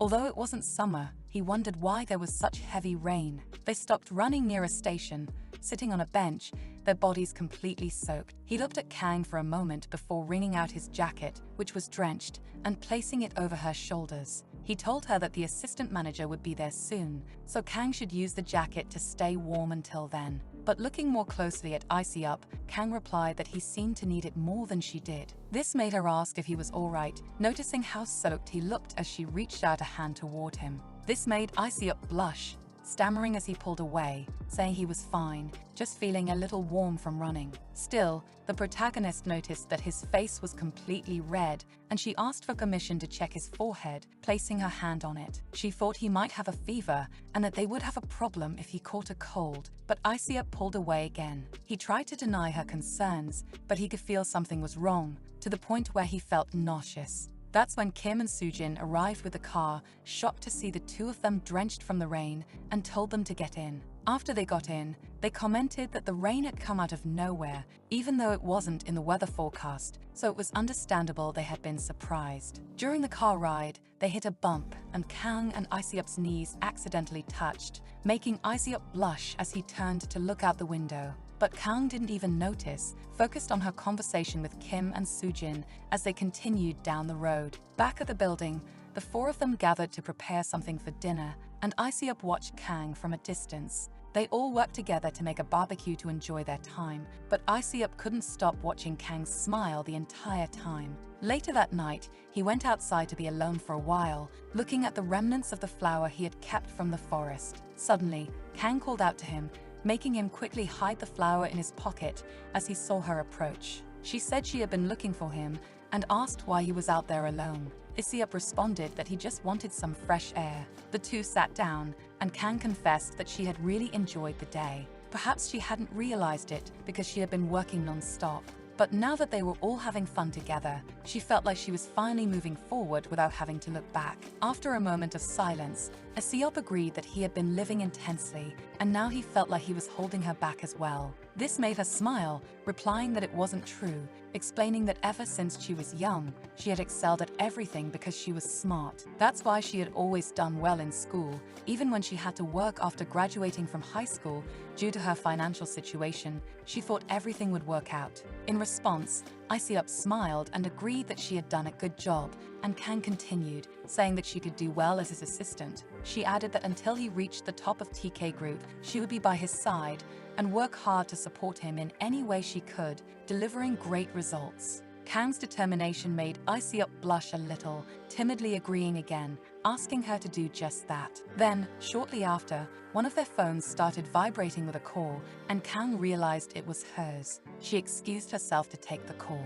Isiop told her it was fine, letting her step away to answer, realizing it was Hyun on the line. They talked, and she explained that she was at work, attending a workshop with her colleagues from the company. When they returned to the company, no one could help but notice that Isiop had a slight smile hidden behind his usual cold demeanor. Sharp comments were wrapped in a gentle voice, revealing an inherent arrogance that not even his manners and rigid posture could conceal. The distinct traits of someone who had been in power all their life. This was the crown prince of the TK Group. As she followed Isiop, Kang began informing him of his schedule, reporting that he had a dinner scheduled with Kim Hung-hoo, the CEO of Company N, at 5 p.m. After the dinner, there was a spa service booked for 8 p.m., and he agreed with everything she reported. Kang felt that Isiop was acting like a completely different person since they returned from their rest trip. Now, he was 10 times colder than the Isiop of the past, making her wonder if everything she saw back then was just her imagination.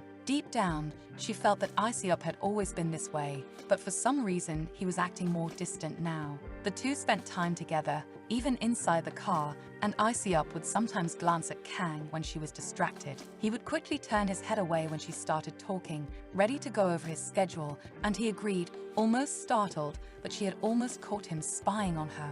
The protagonist mentioned that he had a business report at the headquarters at 10 a.m. and lunch with Lee Jong-wook, the CEO of Corporation E, at noon. And so she continued, making Iseop feel that, as always, she was working hard. This reminded him of how she had mentioned in that call that she was just working during the trip. It made him think that if she liked work so much, he would let her do it endlessly, without hesitation. At one point, Iseop went to Kang's desk and handed over several documents, asking her to organize everything before the next day's meeting. She immediately agreed, but when she finished, he commented that the legibility wasn't great and asked her to reorganize it and bring it back. Even so, he later asked her to revert to the original because it was better than what she had done. And again, Kang just agreed to his requests. Despite the mountain of tasks he had assigned her the previous week, her tone and attitude remained unchanged. Iseop knew she hadn't changed since the last time they had seen each other, but that was frustrating him. One evening, Kang knocked on his office door to let him know that dinner was ready. This time, it was mushroom risotto from Restaurant F and a wheatgrass juice. She thought it would be more convenient for him to eat this instead of his usual salad, making Iseop realize that it was his favorite dish when he dined at restaurants. It was perfect, as expected, but even so, he took a bite before dismissing her meal. He said that if it was to her taste, she should eat it, and also, he didn't drink things like wheatgrass juice. Although she was initially disappointed, she smiled politely and informed him that, as a precaution, she had prepared other dishes for him. This time, it was an abalone porridge specially ordered from Hotel L, and she wished him a good meal. Despite feeling almost furious because it was delicious, Iseop was irritated precisely because it tasted so good. A little later, he stopped by Kang's office, and she asked if he was leaving now because the car was already waiting for him. Then, Iseop was surprised to find that she had actually eaten the previous meal. When he asked why, she responded that he had told her to eat it, although he clarified that he hadn't meant it literally. Kang asked if he wanted to eat it again and if she should order more, which made him shout in denial, saying he had already eaten the porridge. Sighing, Iseop asked if she did these things on purpose to show off, but she elegantly denied it, saying she was only eating there to save time. Because she still had a lot of work to finish that day, Iseop sighed again, asking if she was really okay with eating that. This made her hesitate before responding that she had washed the spoon, so there was nothing to worry about, making Iseop feel like he was losing his mind. He grabbed her juice and drank it all, making her stammer that she had already started drinking from that glass. But he couldn't have cared less as he wiped his mouth after drinking, saying it had originally been his. If she intended to drink it, she could just order another one, which made Kang fall silent. Then he pointed to her computer screen. Saying she had done a good job organizing the slides, he complimented her performance. After that, he left the room, and when he was alone, he started laughing to himself, still blushing. Remembering how tense Kang had become when he whispered in her ear, he hoped she had felt something from it. He had seen Kang blush that time, thinking she looked great like that, which made him smile non-stop. Time passed normally at work until one day, Iseop couldn't avoid feeling tense. When Kang called him, they headed to the meeting room, where she apologized to those present, asking if they had been waiting long. Seated at the table, the legal representative from MP, Min Ji-hoo, greeted the executive director with a smile and introduced himself as the legal advisor for the FA case concerning the Baekhyang resort. Next to Min was also Hyeon, another lawyer who accompanied him. Iseop recognized him immediately and greeted him. It was problematic because this unlucky guy was starting at TK this time, Iseop thought as he shook hands with Min. The negotiation for the TK Group's merger and acquisition project for the resort, which was steadily progressing, was now in full swing. A task force had been established in the resort business division by FA, but Iseop wondered why. Out of all the firms, they had to send Hyeon. Looking at him made Iseop clearly uncomfortable, though he had been the one to choose the firm in the first place. As time went on with work continuing, Kang felt that they had a heavy workload after that brief, lovely trip. From the busy secretary's tasks to assisting the FT team, she had become so consumed with work that she barely noticed the time passing. Moreover, for some unknown reason, Iseop had been treating her harshly for some time. Thinking about it made her feel like it was quite childish on his part, but it wasn't something she couldn't handle. Meanwhile, Aesop was taking care of his own tasks, still thinking about his interactions with Kang. He noticed she seemed a bit exhausted lately, which made him wonder if he had been too hard on her. But he shook his head, reminding himself that he was the boss, and it was natural to assign tasks to employees. Maybe he was just overthinking it again. When he went to Kang's office, he wondered where she had gone because he couldn't find her around. Approaching her desk, he noticed there was a large amount of stuff piled up, and it seemed like she wasn't even managing to eat properly. This made him mentally complain. If Kang was having trouble, she could have just said so from the beginning. Aesop decided to go to the area where the employees were, surprising them by showing up there. But he reassured them it was nothing serious, explaining that he was just passing through. The men commented that his attention to detail was boosting team morale. They have received several messages through Secretary Kang recently. They remarked that the secretary was especially exceptional, always knowing everything. Surely, she must be quite busy with her personal life too. Still, it was impressive how she managed to handle things so quickly, and Aesop agreed, thinking the same as they did. She was always doing an excellent job as his secretary, so he asked where she was now. They replied that she was likely with the FT team, prompting him to quickly turn and head in that direction without hesitation. Wondering why she was with them at that time, he walked to the room where she was supposed to be. Inside, Kang was working on her computer, talking to Hyun and Min beside her, which irritated Aesop. From a distance, he watched, wondering when they had become so close, unable to stop himself from mentally cursing. He then opened the door, catching everyone by surprise, prompting Kang to ask what had brought him there so suddenly. Smiling, Aesop commented that she looked busy, and she nervously replied that she was finishing up delivering the documents. Hyun interrupted, expressing his gratitude, saying he had requested the documents earlier at the office, and Kang had delivered an impeccable report. Even the auditors were impressed when they saw it, and it was all thanks to her that they received such assistance. Aesop continued by stating that she was indeed very competent, probably too busy now to handle such matters. He asked if she had compiled the construction contract status for the overseas project and about the progress of the expansion project in Saudi Arabia. Kang replied that the data was organized and the relevant department was gathering the expansion statuses. It would all be ready by 3 p.m. This led Aesop to question if she didn't know her priorities, and she promised to correct that. Aesop then approached Hyun, reminding him that the data should have been organized by him,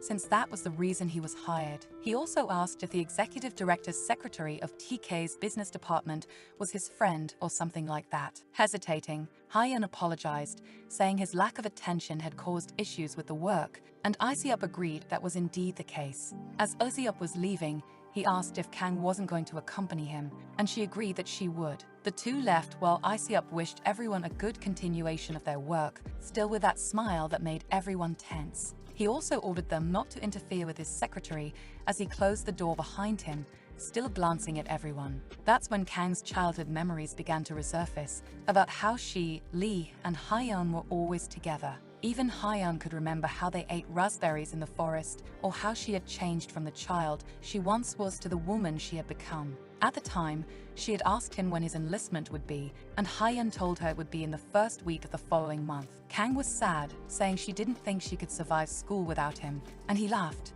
reassuring her that there was nothing to worry about. He promised he would return soon, and she should just wait a little longer, making Kang smile back, saying she would wait for him. Later in the present, the protagonist felt exhausted because lunchtime had ended so quickly. The trip must have been effective because Aesop had been working tirelessly since then. Because of this, she had been so busy that she could barely tell day from night properly. But that was better than Aesop avoiding his responsibilities that he used to before they had grown closer.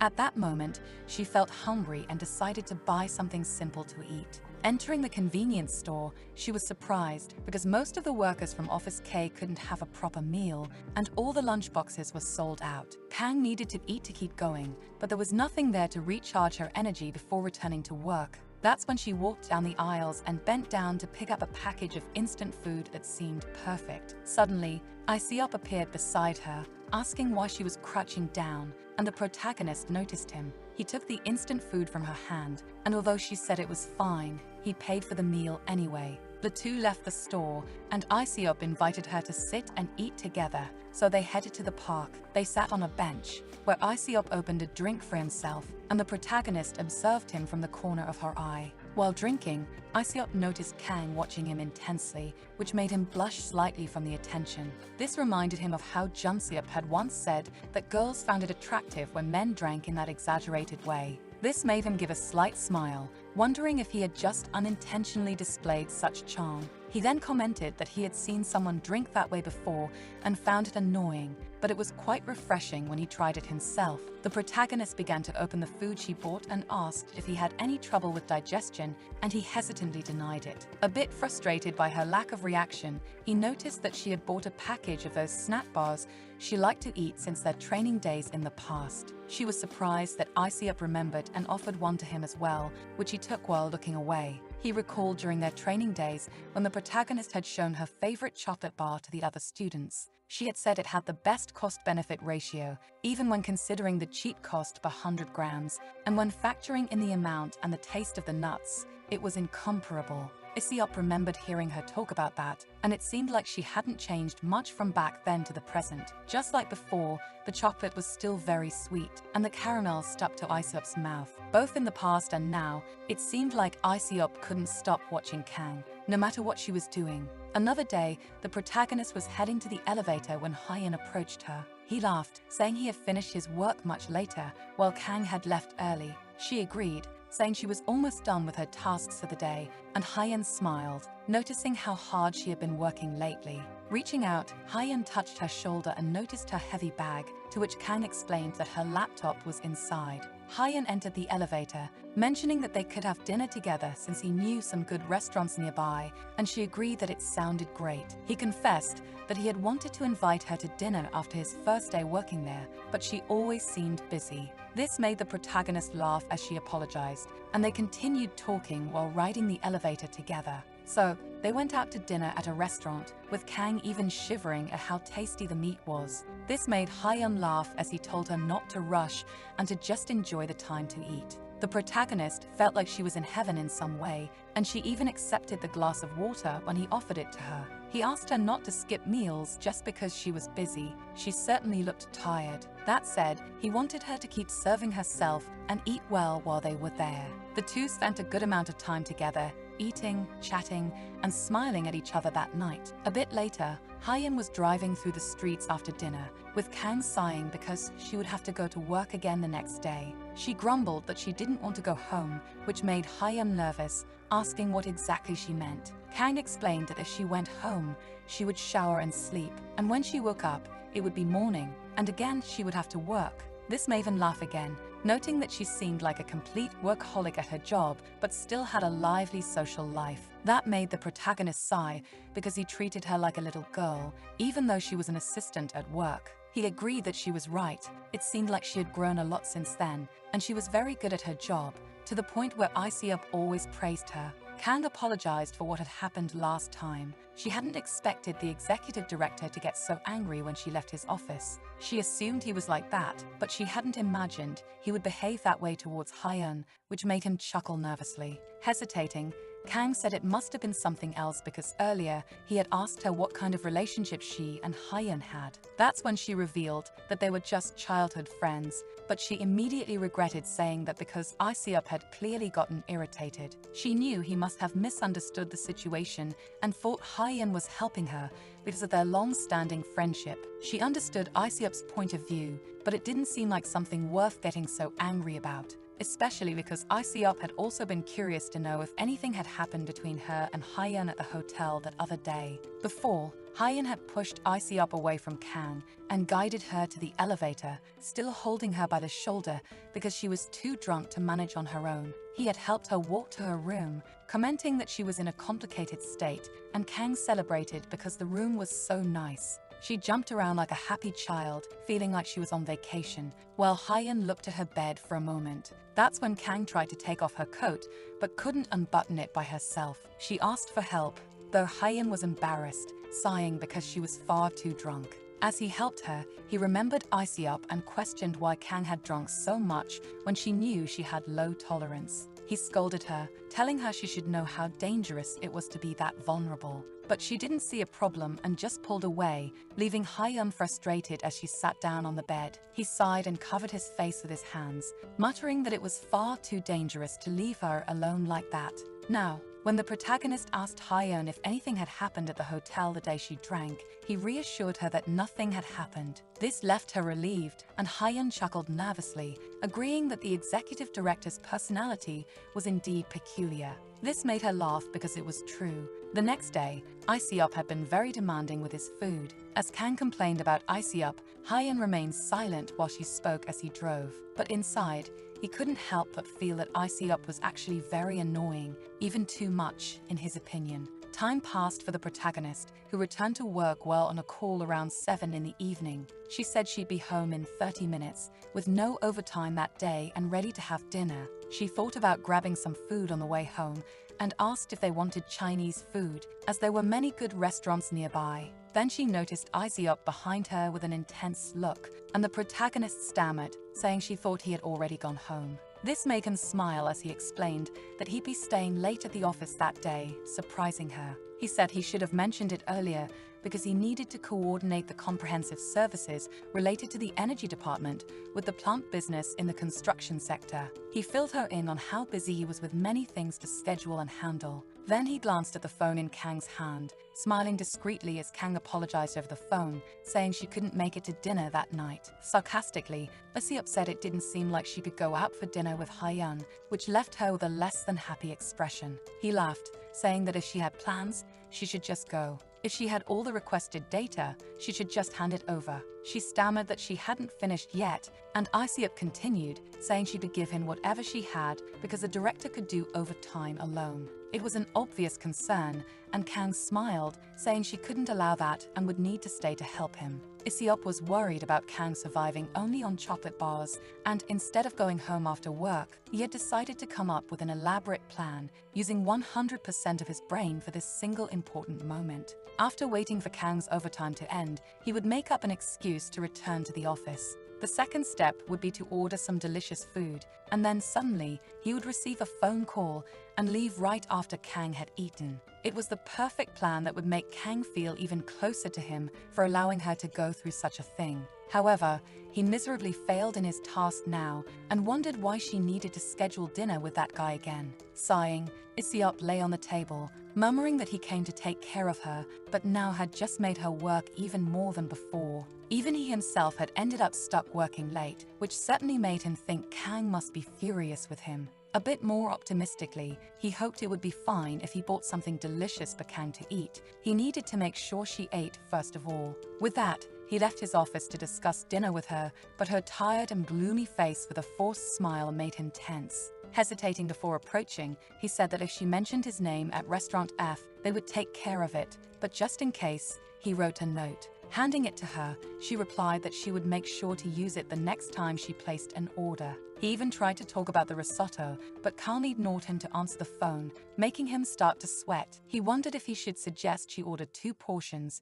worried she would certainly refuse to dine with him. He could imagine Kang making an overly detailed order, asking to spread the risotto rice, reduce the meat, and increase the parmesan. For the salad, she might ask for mozzarella and cherry tomatoes in balsamic vinegar, basil pesto, and white wine vinaigrette. Hesitating, he started talking about the risotto, trying to muster the courage to ask for more food in addition to the regular dinner. However, Kang simply put down the phone and smiled, saying she would go out to eat and would be back shortly, so she could pick up his dinner on the way back, leaving Iseop behind in silence. Later, Kang returned to hand him his dinner, and Iseop accepted it without even looking in her direction. Then he asked her to clarify something in the document on his screen because the dates didn't seem to match up. As she approached, Iseop stood up and pushed the chair for her to sit for a moment, thinking they should go over it again. Kang did as he asked and began typing on the computer. Then Iseop questioned what she had eaten, as she looked even hungrier than before, and if it was another chocolate bar, which made Kang avert her gaze, still quiet and with a serious expression. Then he grabbed the food plates, giving her the main dish while he took the salad, saying they should eat now. She stammered that she was fine because it was his food, but Iseop replied that he wasn't hungry and would just have the salad. This made her stand up, suggesting she could order something else, which frustrated Iceup, who ruffled his hair, blushing. When he asked her to at least eat a little, Kang hesitated for a moment before sitting back down. The smell of Iceup's cologne was intoxicating her and leaving her breathless, but Iceup simply said that it was better than fried chicken and that his palate was quite refined. Though she said it was delicious, deep down, the risotto tasted like nothing. Later, when work finally ended, she took the bus home. On the way, she rested her head against the window and closed her eyes to fall asleep, still hearing the sound of spoons against plates, the sound of food being chewed, Iceup's breathing, the scent of his cologne, the casual jokes, but she couldn't remember his expression in that moment. The way he had looked at her made her wonder if she was sick to have had such a reaction near him. A little later, she arrived home and entered quietly, letting Lee know that she was back, and soon realized that she was greeted by both Lee and Hyun. They mentioned that she was late, making Kang smile as she realized they had a guest that night. He approached her and touched her face, smiling as he said he had been waiting for her. The three sat down to talk, and Kang felt exhausted, complaining about the pain in her shoulders. Hyun asked why she was late when she had previously said she wasn't working overtime anymore. This made Kang grumble that it always happened. The executive director acted this way every day, constantly finding minor tasks to keep her busy. It was too childish from her point of view, which made Lee sympathize with her poor friend's tough life. Lee commented that it felt like years since they had seen each other, to which Kang replied that it was because Lee had been out drinking every day.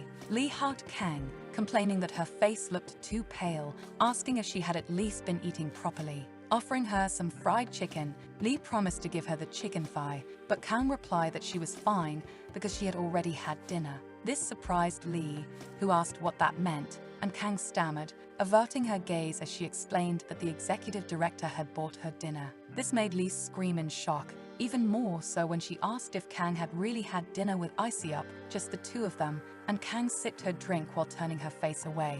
Lee found it even more suspicious, feeling like something was going on, although even Kang couldn't quite understand. In her mind, it seemed like there was an atmosphere developing in the office, suggesting that the overtime was just an excuse to spend more time with her. Skeptical, Kang asked if Lee wasn't watching too many soap operas to come up with such things, not believing it was real at all. Besides, it was obvious that Iceup still hated her, she affirmed, averting her eyes as she remembered hearing him say that before. He had hated her from the first time they met in the training center until now, always intimidating her for no reason. Maybe he felt a little guilty about it that day, Kang concluded, which made both Lee and Hyun fall silent. But then Lee asked what Kang herself thought, and as she liked Iceup, causing Kang to stop and think about all the moments they had spent together, especially his smile. Kang hesitated, and Lee got excited, saying that Iceup was very handsome and definitely her type. Sighing, Lee said she wished she could date a guy who looked like the members of the boy group Yu-Gi-Oh! And Yondan.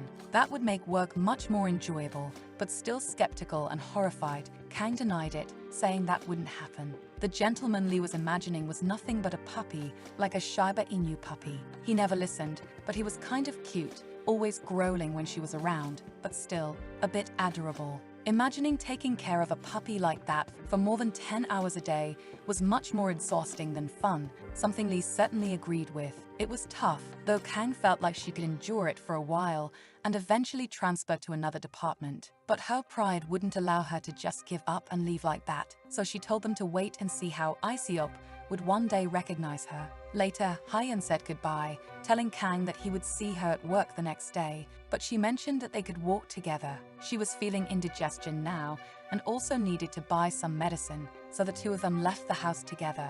It had been a month since he returned to Korea, but even Kang hadn't realized it because time had passed so quickly. Hyun agreed, saying it felt like just the day before when they were in school together, and Kang commented that it was nice to walk together and remember those days. They used to share breaks, walk home together, and even work on projects together. Back then, he had a lot to teach her, but now it seemed like so much had changed since those times. She could still remember the old days when they studied together, and everyone commented on the statistics of the top students at the university that year. They mentioned that she was only 17 years old, but it was impressive that she got in on her first attempt like that. She had applied to a lower-ranked school because there was no medical college there, which almost made others jealous. It was Hyun who approached her back then, and the two started walking together ever since. She confessed that she was worried she wouldn't have any friends in college, but having Hyeon there was a relief, which made him ask if the classes were difficult. In response, Kang agreed that so far, she was the only one taking calculus and linear algebra classes,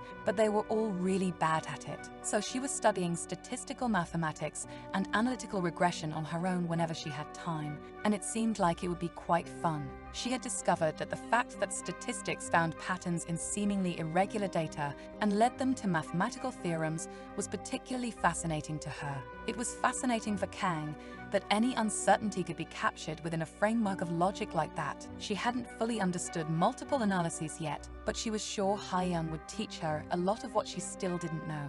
This made him laugh because even though he had helped her in high school, now she was much smarter than him. This surprised Kang, who denied it, saying that ICUP always knew about everything and was involved in extracurricular activities. He was in a club and had many friends. He was so cool that she invited him and wished she could be like him. Seeing this made Hyeon smile as he patted her head, thinking how adorable she was, and they continued talking that way. However, this closeness caused conflicts with some people, including the woman he was with at the time. One day, he decided to leave because he thought Kang hadn't eaten yet, which irritated the girl he was with, as they were together at that moment. Hyeon insisted that even though she was just one person, he should do something to help the kid who had come to Seoul alone. This irritated her further, saying Kang wasn't a child in elementary school who needed that much care. It wasn't just once or twice either. The last time, he even left in the middle of a movie they were watching to be with Kang, which enraged her. This reaction made him say she was acting quite childish now,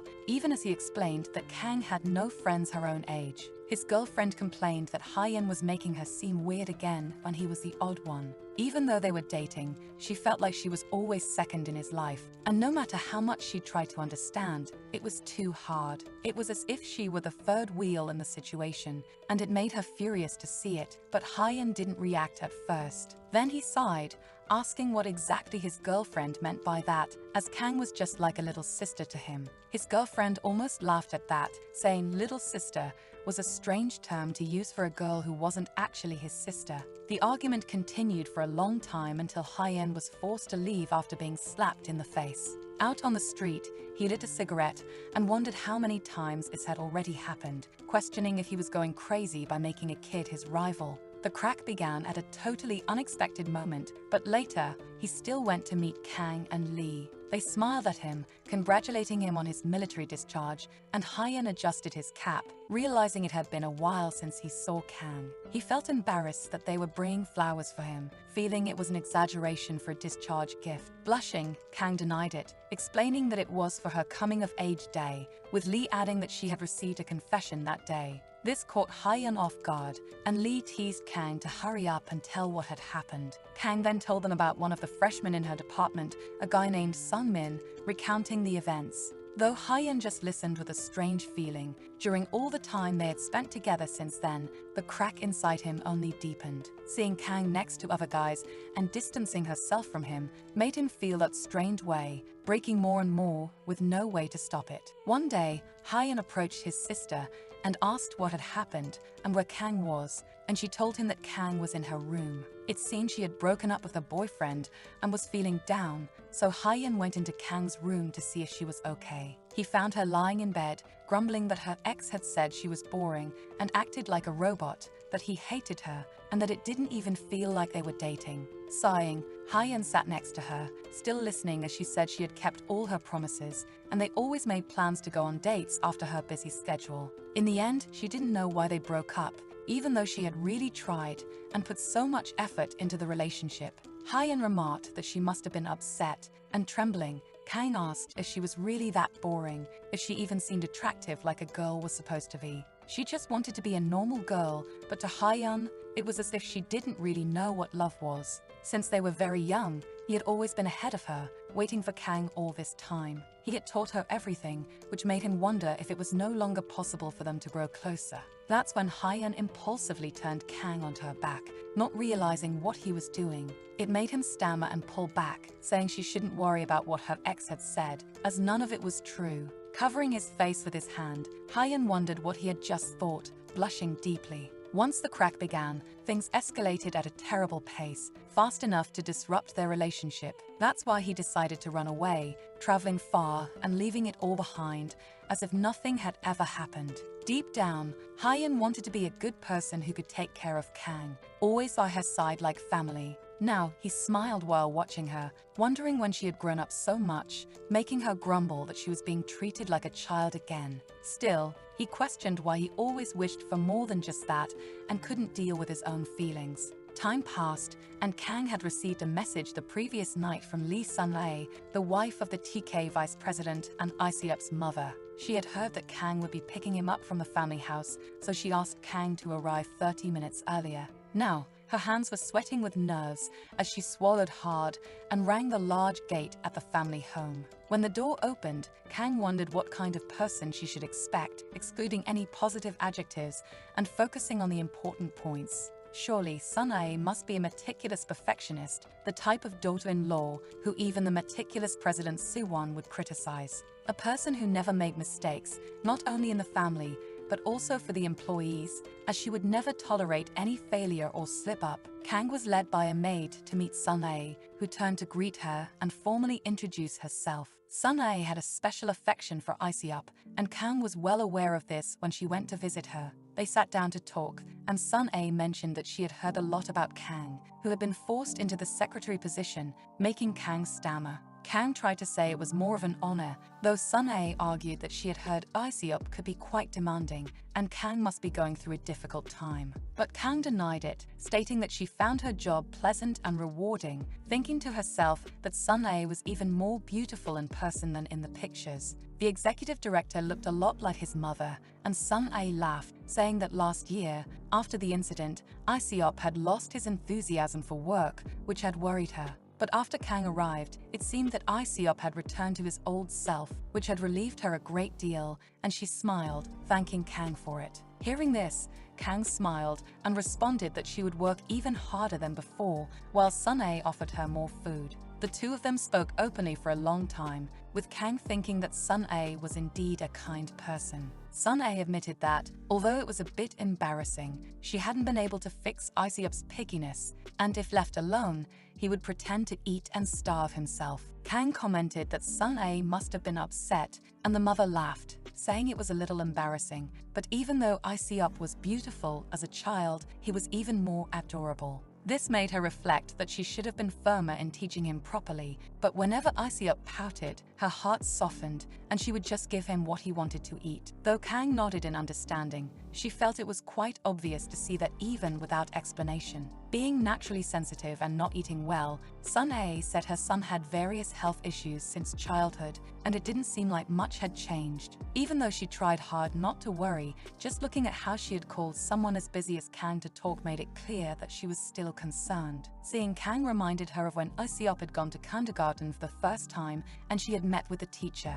In fact, Sun-ae had a reason for wanting to meet Kang that day, something behind all her questions. Meanwhile, Soojin rushed to her brother's room and opened the door, telling him that Kang was downstairs, surprising him with how quickly she arrived. He tried to play it cool, looking away and saying he didn't care, which made his sister laugh, leaving him feeling embarrassed. Soojin questions why her brother is dressing up so much and if he is going out on a date, which makes him hesitate before responding that he has a meeting. But that wasn't enough to calm Soojin, who continued teasing her brother, asking if it was with Kang, constantly provoking him. She kept insisting to know if there had been any progress between them, to which Iseup tells her to stop implying such things. She jokes that when a man and a woman spend so much time together, they might develop feelings for each other. Finally, Iseup shouts at her to shut up, making the atmosphere tense, angrily stating that he wasn't interested and declaring that he didn't like Kang. They were forced to be together only because of work,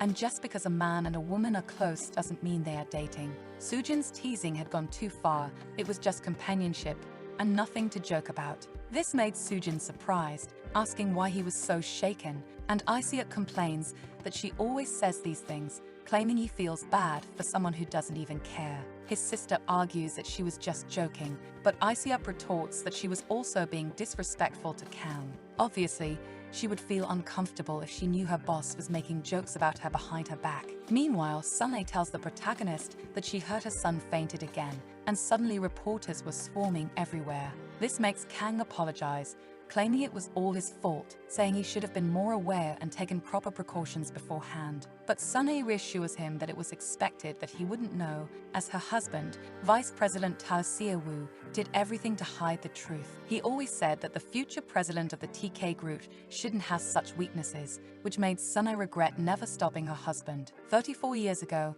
news spread that South Korea was caught up in a love story that seemed straight out of a movie between the second daughter of the TK Group, Ta Seo-hee, and an unknown volleyball player, Kang Ji-wook. Moreover, her attention was also focused on the future of CS Planning and Lee Seon-jung, as the strategic marriage between the TK Group and the CS Group symbolized the union of two companies that dominated Korean media and the economy. Anxiety among domestic and international investors was rising. There were also concerns about the future direction of both companies' businesses. Despite being told to forget that woman because Tai was terrible and irresponsible, having abandoned him for a pathetic man, and breaking the promise made between the families, Seon responded that she didn't know what that woman meant to him. Talks of Seo-woo and Sunay marrying instead were ridiculous after all, especially since Sunay had just graduated from college, and it was necessary.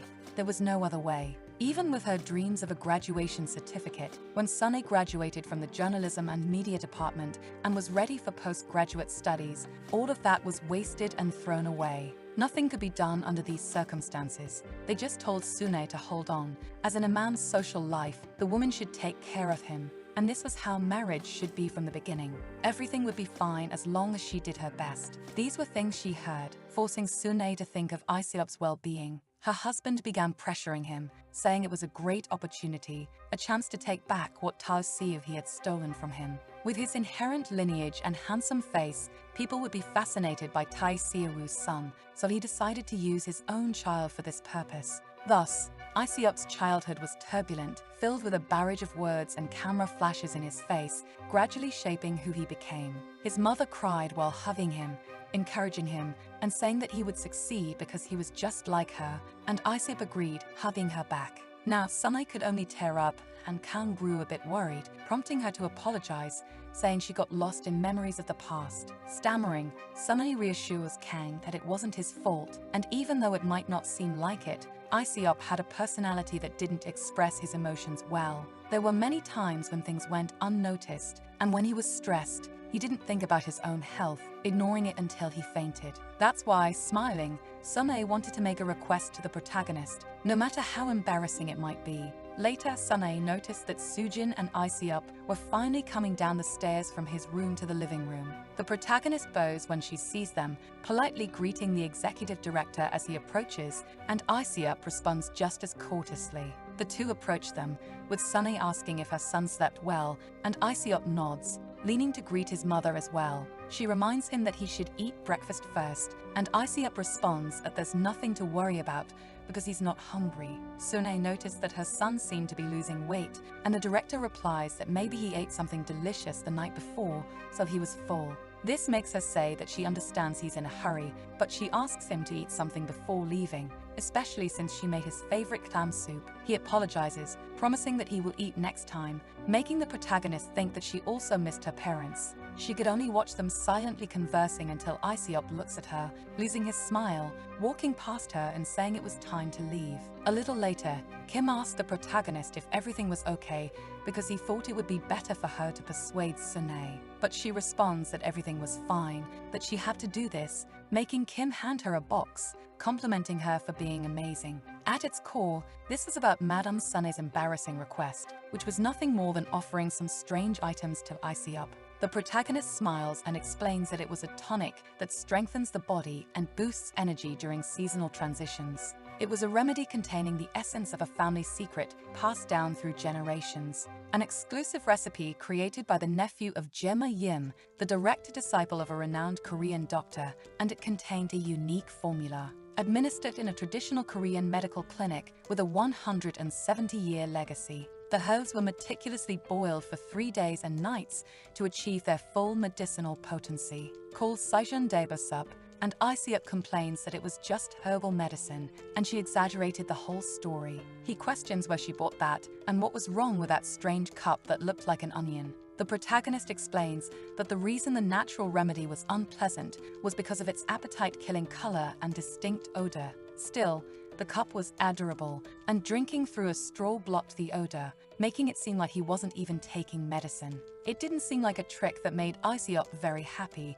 as expected by Kang, and he really panicked. This made her wonder why Sunhae was making him go through this, but she had to manage to fulfill the requirements. The envelope given by the protagonist's wealthy mother was very motivational, so the protagonist smiles nervously as she says she heard that this natural remedy was prepared. In a different way, it wasn't sour at all and had no smell, leaning closer to Isiop, who blushed while she explained that she also had a trick up her sleeve, as her younger siblings always hated taking medicine too. That's why she added a special ingredient she developed to make it easier to swallow, which was a teaspoon of brown sugar. He turns his face away and grumbles that she shouldn't lie to him, unable to deal with Kang's closeness. She insists that he at least take a sip of the remedy, even showing that it smelled good, which makes him hesitate before asking her to hand it over. This pleases her because it seemed she had made him want to drink it, hoping that Isiop would drink it all. But he only approaches to smell the remedy, surprising her when he pulls away, covering his nose because it was far from smelling good. Nervously, the protagonist stammers that she understood he wasn't a fan of the smell, but she actually liked it a lot. This makes Isiop slam his hands on the table and stand up, asking if she really liked the smell, worrying her because he seemed angry. Isiop leans in, asking if she thought he was an idiot for playing games with him using a toy cup. This makes her stammer nervously, saying it was musky, blushing as she said it reminded her of the cologne the executive director wore, which is why she liked it. Faced with her shy reaction of lowering her face, the protagonist wonders what exactly she had just said, realizing it was the dumbest thing she's ever said. She looks at Isiop when he chuckles a little, telling her not to play around with him, but still taking the remedy from her hand and drinking it. Leaving Kang confused, not understanding his reaction, she quickly opens the candy when Isiop complains that it was sour. She extends her hand to him, and Isiop leans in and eats the candy from her hand, making Kang blush even more when she felt his lips on her fingers. Quickly pulling her hand back to her chest, her heart racing after that, and seeing this, the director laughs, sitting back down at the table. Jokingly, Isiop says that if Kang wanted the remedy too, she should take the natural one, which makes her turn her face, still blushing. Laughing, Isiop responds that she was the one who started teasing first, making Kang stammer that it wasn't like that,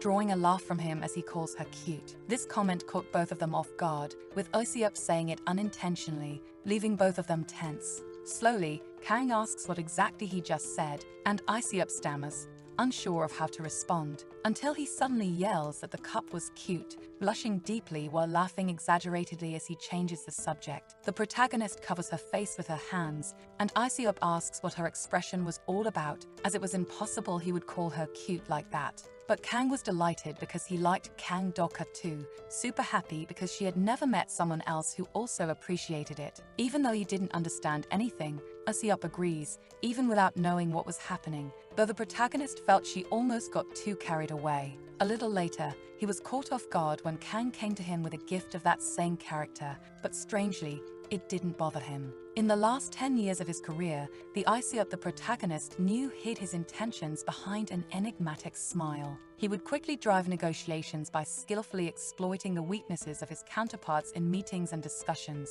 Now, he was doing the same, stating that manager Kim had high-performance results, but questioning why the established goal was so low since it wasn't a neighborhood convenience store. That's why he wanted to know the current status of NS in terms of percentage, which made the men tense during the discussion. It was obvious that Isiop was born for the business world, having the ability to lead people in his favor and intimidate them without much effort. Despite this, that same man was using the pen Kang gave him as a gift in front of everyone without any shame. He states they should ensure the changes are communicated so they can receive a report, thus concluding the meeting. Saying that bitter medicine wasn't good for the mouth, but it was effective against illnesses, the important thing was to take the bitter medicine and be healthy. You could always buy candy later to remove the bad taste. At least that was his conclusion after everything. Later, the men wonder how Iseop managed to see everything at that moment, noting that he truly had sharp instincts and keen eyes. They thought he might be starting to like the company,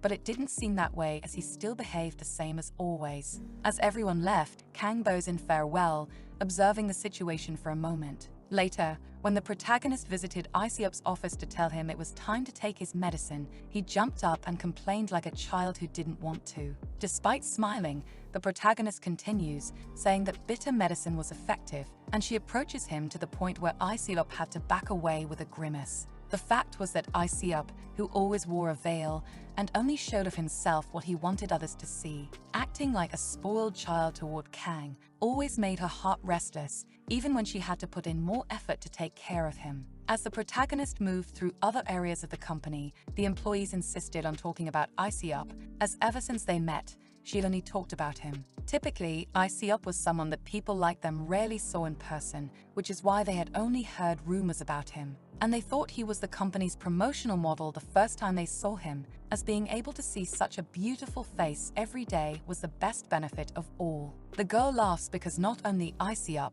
but there were other attractive lawyers in that company recently. Time passed, and Kang continued to accompany Iseop as usual, observing him throughout his time at work. Despite that, he didn't stop teasing the protagonist from time to time, making her blush occasionally, only leaving her more confused. Whenever Iseop acted like a child, whenever he bothered her or smiled at her with that expression, it made her feel special. While out for her daily run, the protagonist heard a voice calling her and had to squint to see who was coming from the distance, until she realized it was Iseop himself, running with a broad smile, his eyes shining as that same feeling repeated itself. When Iseop stopped near her, panting after running, she slowly says he had been calling her for a long time. And Kang apologizes, saying she didn't hear him because she was wearing earphones, listening to music during her run. He responds that it was fine, and he was just happy to see her there. So the two walk together along the path, and Iseop notices that her house is nearby,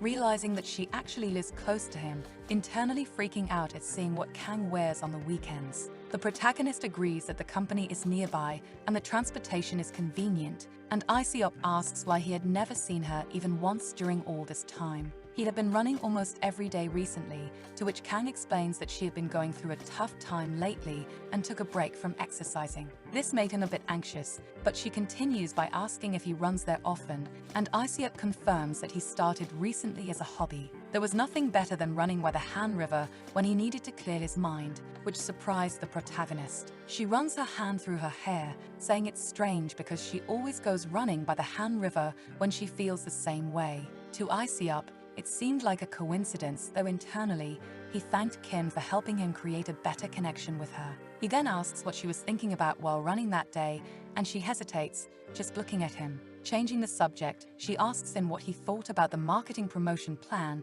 she submitted last time. Before he could respond, she mentions that she didn't receive any feedback, so she was a little worried. That makes Iseop fall silent, thinking that to Kang, he was just the executive director, and running into her boss on her day off must have been terrible. So, he stops walking and says he's leaving, wishing her a good weekend and saying he'd see her at work. They had been colleagues since she joined the company 10 years ago. Now, they were executive director and secretary working together. This made Iseop wonder how their relationship might have been if he weren't who he is now, if they were just ordinary colleagues. All the kinds of experiences they could have shared together without worrying about anything else. If he weren't Kang's boss, or rather, if Kang weren't his secretary, he couldn't help but think about these things from time to time. On another day, a group of employees were eating together, and one of them mentions that he's getting married to his high school sweetheart in March of the following year. The girls comment that it's very romantic. As expected,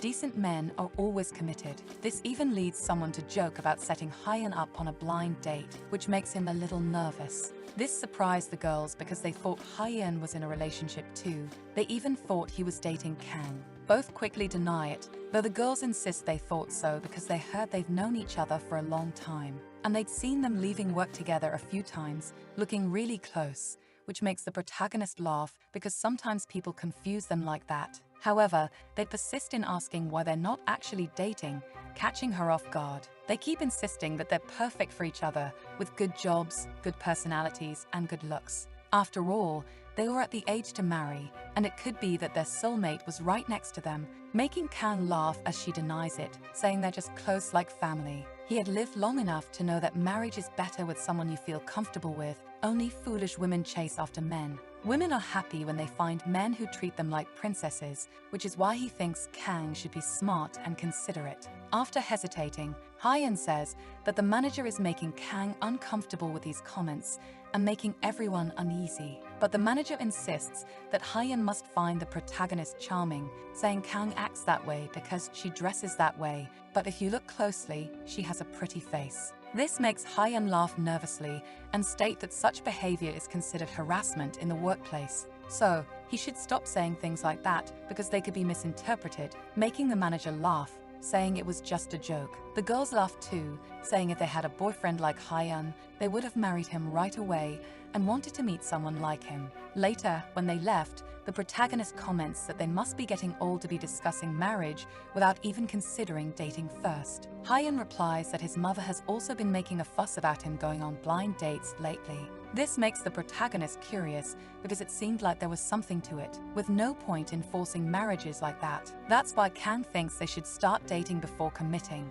She was too busy to date and hated the idea of worrying about and caring for someone else. It was then that people around them started talking about director Iseup, who was walking nearby and soon noticed the protagonist. Kang, like the other employees, bows as Iseup walks by, causing him to glance at her while passing. Before returning to his conversation with the people he was walking with, a little later, the employees straighten up again. Distracted, Hyeon notices her and places a hand on her shoulder, commenting that they should leave as well, and she nervously agrees. In the distance, Iseup looks over his shoulder and realizes that Hyeon is standing too close to her. And not only that, but she was smiling at him until Hyeon notices Iseup's gaze and just smiles before turning away. At home, Iseup arrives furious, fuming over Hyeon's smug attitude, wondering why he's monopolizing Kang like that. Always acting like a fool around her in a way that makes him livid, it didn't seem like he was just a senior close to Kang. It was obvious there was something different in his eyes. Could anyone trust the words of someone like that? Did Kang not even realize she was being foolish around this guy? In fact, Iseup wonders if they could be in a relationship now without his knowledge. Pausing to think, earlier at the hotel, they had spent time together, which made him consider all the possibilities. In his office, he hears Kang return, asking if he enjoyed his meal because the afternoon meeting was about to begin. Iseup remains silent while she explains that the afternoon schedule includes a review of the plans to achieve the quarterly promotions, as well as a meeting with each department head, and afterward, they would head to the Suwon branch. Finally, she mentions that if Iseup approves the final audit report, the day's schedule will be complete. But instead of responding to her, he says that he doesn't care if they're dating or not, but she should know how to keep her personal and professional lives separate at the office. Kang is confused about what he's talking about as she watches him stand up, but since she genuinely doesn't seem to know, he hesitates and sighs deeply. He asks how it looks to others if a secretary close to the executive director is in a romantic relationship with a temporary lawyer at the company. Kang responds that it's a misunderstanding and that Hyeon is just a friend, but Iseup can't believe her words. He stares at her with a tense smile, sarcastically saying that the two of them went to a hotel together, claiming no one would misunderstand that. It creates a tense silence for a long moment, and Iseup feels he made a terrible mistake accusing her like that. So, he runs his hand through his hair, trying to correct himself, but the protagonist smiles, agreeing with him that she will be more careful. Later, Kang goes home and rushes to meet Lee, who is excited with a drink in hand so they can celebrate together. This is because Lee had landed an exclusive interview with Patrick Poiver, CEO of GV, and the protagonist congratulates her on her impressive new achievement. Lee asks her not to tell anyone yet because it's still confidential, and he will be coming to Korea next month. The protagonist asks if GV isn't the most famous company in the fashion industry right now, and Lee agrees that it is. because it was worth flying 15 hours to France. She was so busy she didn't even manage to do a proper tour during her trip. But she still managed to buy a gift for the protagonist, which took her by surprise because from the packaging, it looked like a really expensive item. She didn't normally wear that kind of thing, but Lee responds that she thought it would look good on her as she wore it, something to wear casually and still look stylish. Then, she helps put it around Kang's neck, showing her in the mirror that she looks really beautiful. The protagonist thanks her, saying she could wear it from that day on, and Lee tells her not to think about work all the time. She could dress well and enjoy a drink. This makes her pause and think about Icy Up, which piques Lee's curiosity about her hesitation, and the protagonist changes the subject, saying it's nothing. That's when Lee reveals that she doesn't want her overthinking, and it's obvious that she wants to look pretty for the executive director. Stammering, Kang agrees that she needs to maintain a good appearance to work alongside Icy Up. But Lee corrects her, saying it's not about that. She means looking pretty like a woman should for a man, becoming attractive. The protagonist denies that's the case, thinking it's ridiculous because they're talking about Icy Up, though Lee could see her friend's attraction to him. Again, she stammers that it's only natural to feel a little excited when seeing the handsome man in front of her, but if you put it that way, all the female employees should like Icy Up. Blushing, Kang averts her gaze and murmurs that she doesn't like him, but she's never liked Icy Up since the first time she saw him, claiming she hates guys like the director. 10 years ago, the group of students Kang was involved with discussed rumors that they were the dream team. All of this was because of a certain person, since they had put the two best students in the same group, expecting them to take care of each other. One of them feared they would be penalized for not securing first place, which was worrisome because there was a certain individual with great connections who was hired through the public recruitment process. It was complicated, as some poorer candidates should have been rejected just to let that person in first. It made most of the students uncomfortable. It didn't seem like there was any difference between them and the chaebols. There was nothing they could do but be envious of the third-generation chaebol. They had spent years preparing to get into the company, and now this happened. Still, Kang tried to cheer them up, saying that if he had such great connections or was involved in cheating, he wouldn't have come in second place. This drew laughter from the other students as she insisted they shouldn't overthink it and should focus on doing their best. Besides, the Dream Team sounded like a pretty cool name, so Kang was definitely excited. When they gathered, that was when the protagonist met the person in question, taller than the others, with a gentle voice and graceful movements. Was it even possible for someone to seem so perfect? It was like a prince from a fairy tale had stepped into reality, and Kang couldn't help but watch him. She wanted to impress Icy Up, who soon noticed her presence, hoping that whenever they made eye contact, they could at least smile politely at each other. Even though Kang smiled brightly, Icy Up's tense smile only grew worse the longer they looked at each other. Not only that, but he grew confused as to why she was staring at him, blushing and nervously averting her gaze. Later, when Kang went to the cafeteria for a snack, she found Icy Up again, this time sitting alone at a table. Naturally, she approached his table, and Icy Up nervously laughed, suggesting she sit with him, making her immediately thank him, clearly happy. The two sat across from each other and began to eat together, though it was clear that Icy Up was tense and nervous for some reason. When she noticed him coughing, the protagonist asked if he had any allergies, and he denied it, trying to understand the reason for her question. Kang explained that he seemed a little uncomfortable, asking if he was feeling itchy. To this, he nervously responded that she was right, and Kang suggested it could be due to dust or the heat. This prompted Icy Up to ask if she was feeling the same, and she immediately denied it, saying she felt perfectly fine. Then she complimented the fish cake, amazed that it had so little oil in it, noting how it wasn't greasy at all to eat. She offered Icy Up a taste as well,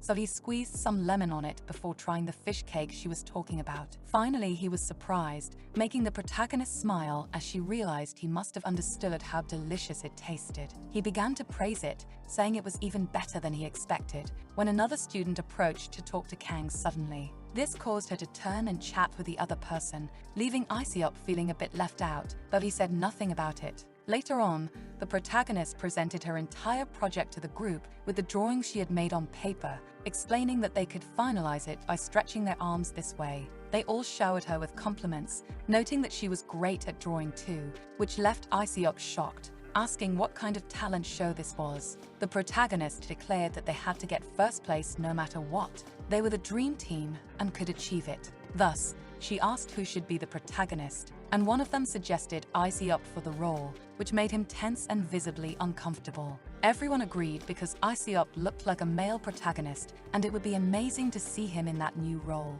Noticing Icey-up's reaction, Kang commented that since she was organizing the performance, she thought the protagonist could be Choi Seong-yong. He was part of the judo team, and the highlight of the performance was the lifting, so she thought it would be better for someone strong to take that role. Choi agreed, feeling honored, and Icey-up nervously smiled, saying he didn't have the muscle strength for that role anyway. The protagonist laughed, responding that it didn't matter if he wasn't an expert. Even if Icey-up wasn't in the role, they could still get first place. This almost offended him, prompting him to complain that he could do it, and so they proceeded with the rehearsal according to the protagonist's plans. After Icey-up performed the part of lifting someone in his arms, he looked at Kang, who clapped cheerfully and showered him with praise for his performance. Then she turns around, saying that Icey-up and Song could be the main leads of the performance, happy that things were going well. Turning away and ignoring Icey-up again, this irritated him once more because she left him out to talk with other people. But for some reason, Kang felt like Icey-up was staring at her furiously, and she wondered if she had done something wrong to make him look at her so intensely. When she glanced in his direction, Icey-up quickly turned his face to the side, ignoring her too, and she was confused because he was smiling with others. Time passed, and another activity day arrived, where it was announced they would make paper planes in teams of 2. They would calculate the flight time and distance of each plane to add to each team's score, and of course, Kang and Icey-up ended up in the same team again. This frustrated Icey-up because he was standing next to her, and he wondered why this kept happening. It was too uncomfortable for him to deal with. Still, Icey-up suggested that they first choose the paper and the color they should use. Kang responded that any would do. There didn't seem to be any difference in weight or size. Hesitating, he asked if she had ever made a paper plane before, and the protagonist thought that while she hadn't made one specifically, she could predict the most advantageous design for the plane. Flight originally works with thrust, lift, and gravity, so how effectively those factors are distributed would determine the stability of the flight. In the case of a normal plane, lift is generated by Bernoulli's principle, but with a paper plane, the implementation of an aerodynamic wing would be specific. Kang's complex explanation made Icey-up's ears hurt, wondering what exactly she was rambling about. But she continued talking, saying that to increase the flight time, they would need to consider the center of lift and the center of gravity. If the center of gravity is behind the center of lift, the plane might become unstable and crash. This made Icey-up hesitate before agreeing that he understood her point of view. Kang's excitement didn't stop, and Icey-up said he would start by making the paper plane first, adding that she was lucky because he liked origami. This surprised the protagonist, imagining it was a shocking hobby for a third-generation chaebol. Smiling, Icey-up said that of all things, paper planes were his specialty, recalling the praise he used to receive from a household staff. He asked her what kind of plane she wanted him to fold. She could choose between a fighter jet, stealth, F-15K, connector, Sky King, Delta, supersonic, or even just a generic plane. This time, it was Kang who hesitated because she didn't know the planes by name and therefore needed to know their shapes. If the wings sloped down, it was called a dihedral angle, and if it was in the shape of a Y, it was called an anhedral angle. Generally, the dihedral angle had a larger wind reception area than the anhedral angle, so it was more stable. But this time, Icey-up shouted for her to stop, catching her by surprise. He complained that she was taking everything too seriously, even when it was just a friendly activity they were supposed to participate in. She stammered that if they were going to participate, they should aim for first place. The team that came in first could win a TK's smartphone. Although Icey-up was still irritated because it was clearly a product clearance, he gave a tense laugh, saying he could understand her ambition. He guessed she must have risked her life to become the best recruit at TK, so he remarked that he would be careful from now on, because Kang, who loved being number 1, might be aiming for the top at TK, which made Kang stammer in response, saying he was jumping to conclusions. Icey-up insisted that it was true. He was quite selfish and liked to argue, even though he tried to keep it a secret from everyone. It seemed like it was easily discovered. The closeness made Kang blush, until she understood what he said and averted her gaze, saying she would make sure to keep that secret. This made him step back, complaining again, tired of her constant seriousness all the time. It was as if she couldn't even take a joke. As Uziop walked away to make the plane on his own, Kang approached, saying there was no need to worry because he seemed like a rational and sensible man. This made him respond that he must be coming across as cold, and she nervously denied it, saying that he was kind, gentle, and polite, to which he replied that he must be perfect. This silenced the protagonist, who could only watch as he made the paper plane, until he looked at her and asked why she was staring at him. The protagonist finally admitted that it was true, he was perfect, but Uziop felt like she was once again looking at him with that expression that made him feel like nothing, thinking that he almost turned into a boring guy when he was around Kang, which hurt his pride and made him turn his face away from her. Later on, the protagonist heard from the girl who was supposed to perform with Uziop that she had twisted her ankle, apologizing for the unfortunate timing. It was complicated because only Kang knew all the parts of the performance, which shocked Uziop as he wondered why this was happening again. This meant that Kang would end up taking the role of the other girl, meaning she would perform alongside him. However, the protagonist assured him there was no need to worry, as she was always training her body to be ready for any unexpected situations. She received more compliments from various students for being so impressive, leaving Uziop wondering if there was anything she couldn't do. In response, he remarked that it was too last minute, and they should at least change some things, not sure if they could really go through with it. The protagonist looked at him and said if it was too difficult for him, they could reconsider, which again hit Uziop's pride. She pointed out that Kang and Song Yeonju had different physiques, and he might notice the change in weight, making it difficult. Kang hadn't thought about this before and agreed it might be better to review things as Uziop had suggested from the start. Quickly, Uziop corrected her, saying it was easy for him, and there was no problem with a mere change of people. Time passed, and the day of their joint performance arrived, but Uziop felt like he had been tricked again. He had fallen for Kang's cheap provocation that she knew would hit his pride, and he wondered if she really was almost 170 centimeters tall. She was probably a bit heavier compared to the other girl before, and he didn't know what to expect as the performance continued up to the crucial part. Finally, when Uziop lifted her, he was caught off guard, realizing that Kang was actually smaller and lighter than she seemed at first. Moreover, despite not appearing that way at first glance, it seemed her bust was larger than her clothes had suggested. When Uziop woke up from his sleep in the present, he could hardly believe what had happened, so he rushed to the shower, still in shock, totally embarrassed because he had clearly lost his mind to the point of having that kind of dream about a subordinate like Kang. And it wasn't just an indecent dream about anyone, but specifically about that Kang. After his shower, he even sat down to listen to some classical music, taking deep breaths to calm himself down. Things had been tense lately, and he had probably lost his mind temporarily to end up in such a situation. After all, how could it even be possible for him to dream about that weirdo, nerdy, robot-like, four-eyed Kang? Sure, he could admit that she had a pretty face, but he couldn't stop thinking about her bust, which drove him crazy just remembering it. Slapping his own forehead, Uziop wondered how he could be thinking about Kang so much. He was the famous Uziop Tar. Many people had approached him with bad intentions up until now, whether they were weird, obscene, classmates, athletes, actresses, popular figures, idols, even strangers. He had been immune to the temptations and corruptions of these people, claiming that they were all materialistic and impure. And suddenly, he found himself dreaming about something like that. And not just that, but about someone who had zero interest in him. Uziop was tall, handsome, rich, basically the perfect man from many different perspectives, even if he used filters in photos to feel a bit better about himself. He paused to think more positively about it, realizing it was a natural occurrence, perfectly normal for a healthy man, and there was no reason to feel guilty. That's why Uziop reassured himself that he was a man, and it was okay to feel this way, even as he listened to music to calm and comfort himself. He took a deep breath, reminding himself that he was Uziop Tae, filling himself with compliments and remembering his own qualities, affirming to himself that he was a healthy and amazing man. While listening to music in his office and relaxing, he thought it was noisy outside, but inside, it was warm and peaceful. A beautiful song filled the air of the room, great for his mental health, until suddenly Kang burst into the room,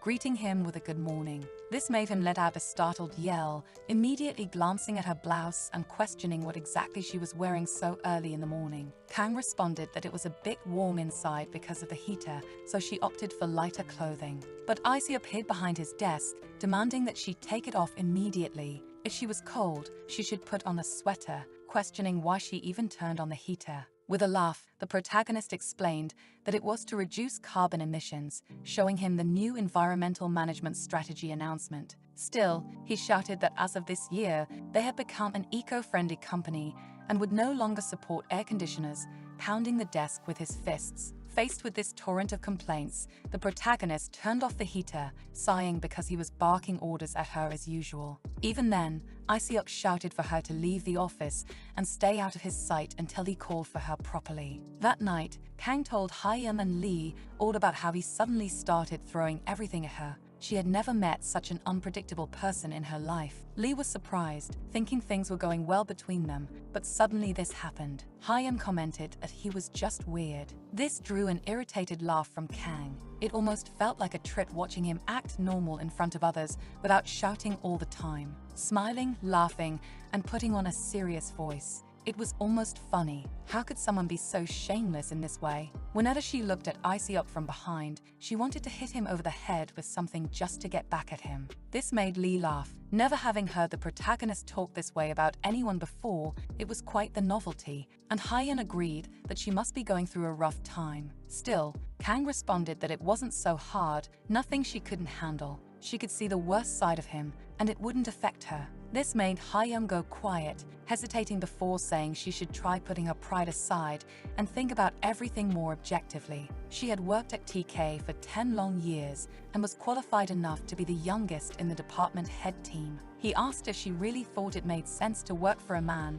and be treated so horribly every day. It might be Isiop, but the title of being the Crown Prince of TK was old news now. He wondered if this was all because of HR, because if that were the case, Hyun could help her with legal means. Kang quickly denied that there was any need to go that far for her, apologizing because she didn't mean to make him worry. Once again, Hyun fell silent before saying that he couldn't understand her. At first, he wasn't going to say it, but Kang should know that Isiop wasn't a good person. Even with the Baekhyang Resort project they were working on, it could be beneficial for their respective positions. But before he could finish speaking, Kang asked him to stop, catching him off guard when she looked at him that way. She told him that, in fact, the executive director had a tough life too, which confused Hyun since Isiop was just a third-generation heir. The protagonist hesitated for a moment before responding that he didn't know anything about it. But that didn't stop Hyun, who said he knew about Isiop's life through what was written in the books. The Baekhyang Resort deal was a deceptive merger and acquisition, and there was also accounting fraud involved. Kang replied that it was all the vice president's doing. Executive Director Isiop didn't even know the company's financial details. Still, Hyun insisted that even if Isiop didn't know about it, it was obvious who would benefit most from such things. The protagonist frowned, understanding his point, and asked what he thought they should do, as it was just their job.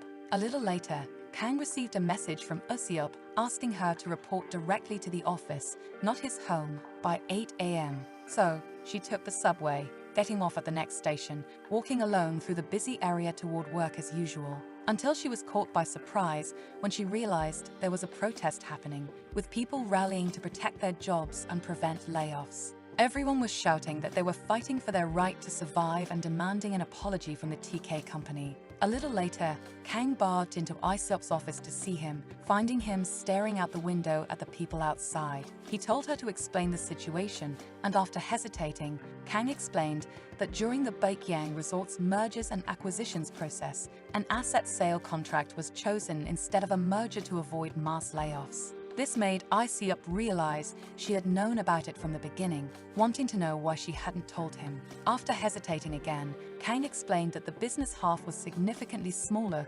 compared to the company's total revenue, and the scale of the M, and it didn't require the director's approval. According to the regulations, Kang hadn't reported the situation to Isiop, which made him run a hand through his hair. Muttering that it was always like this, Kang always thought she knew everything about him and kept acting that way, assuming things.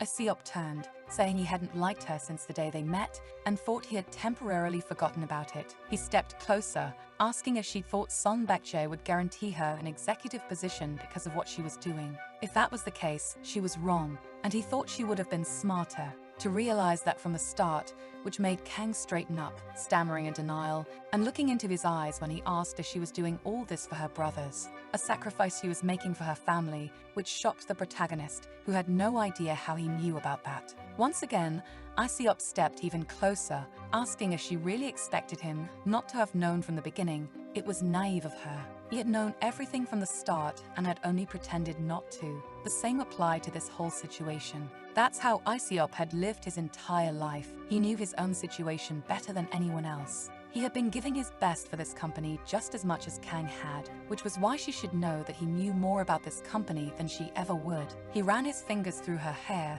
and touched Kang's shoulder as she teared up, while hearing him say this wasn't the first time he had dealt with something like this. He had been responsible for cleaning up all the messes left behind by his father. That's what he had been doing all this time. And they had used Kang's own weaknesses against her to force her to be his secretary so she could handle everyone else's problems in his place. In the face of Isiop's frustration and anger, with him tearing up as well, the protagonist tried to touch his arm. But it was Isiop who grabbed her wrist first, asking if she had been playing him from the beginning. This was his job. Yet she was getting involved like this, which made the protagonist shrink back. Realizing he was taking his anger out on her, he released her wrist and stepped back with a sigh, running his hand through his hair as he turned away. After a long silence, Asiop asked Kang to request a department transfer, begging her to do it, assuring her there would be no repercussions as he sat down on the couch with his head lowered. He asked her just to leave, his hands trembling as he wondered why she had to be his secretary.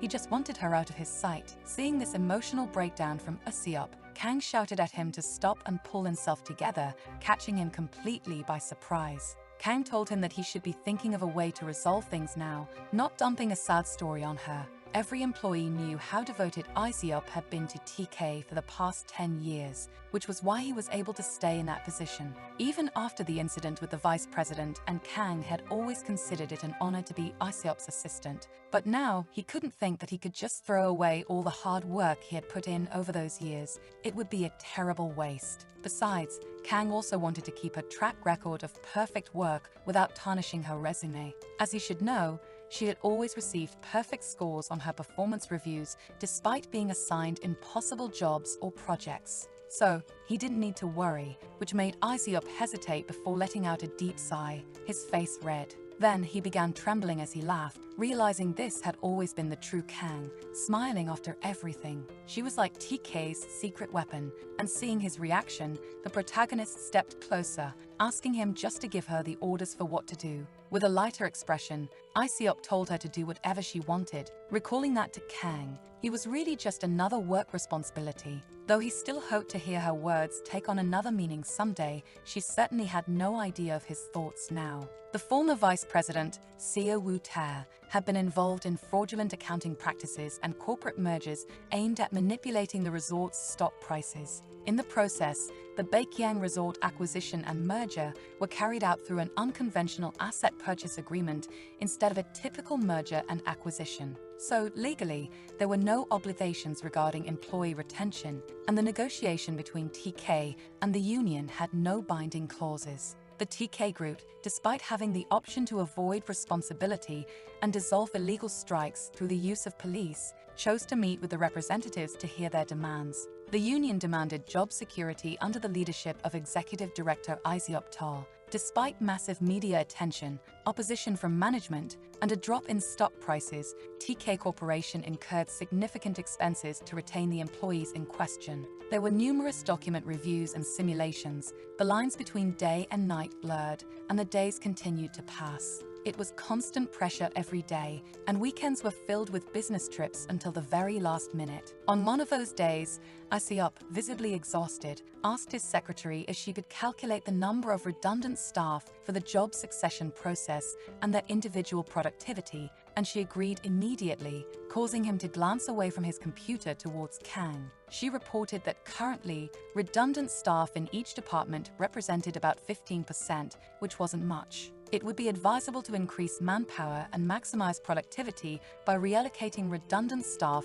to the new business department. According to the ERP calculations, the proportion of personal expenses had a specific total cost. While she explained, Isiop approached to look at Kang and her work, asking why she had decided to work at TK. She replied that it was because TK had some of the best salaries in the industry, which made him stop in surprise at her honesty. Slowly, Isiop responded that sometimes it seemed like she was meant for more than just being an office worker. He had gotten his job thanks to his grandfather, but most people probably dreamed of becoming doctors or lawyers. That's why he thought Kang could have studied even further or gone to a different graduate school given her great abilities. She could have easily earned a scholarship, which made Kang confess that she had always known she wasn't like other people. As soon as she entered elementary school, she mastered the basics of the curriculum, and as a result, she felt empty and lethargic for a long time, which worried her parents. This shocked Isiop, as she was incredibly intelligent,